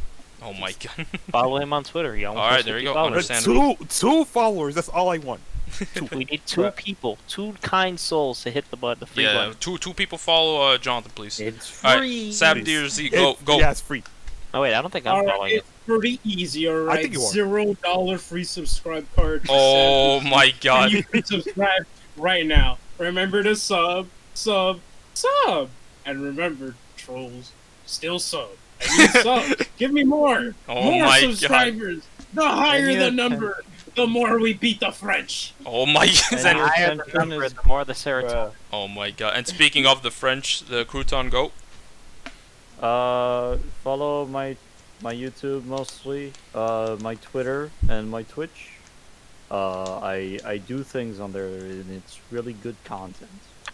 I just have one question for you, Frenchman. Yeah. How's it feel to be upside down? What? Splatoon 3 was Oh! probably a mistake. Alright, well guys, I guess that wraps things up here, alright? You guys can find all that stuff in the description. But anyways, if you made this far, thanks for watching. Have a good Yeah, I'd be impressed. Have a great I day wouldn't be or great listening night. to a Frenchman. Papa Booey. Alright, Bye-bye. later.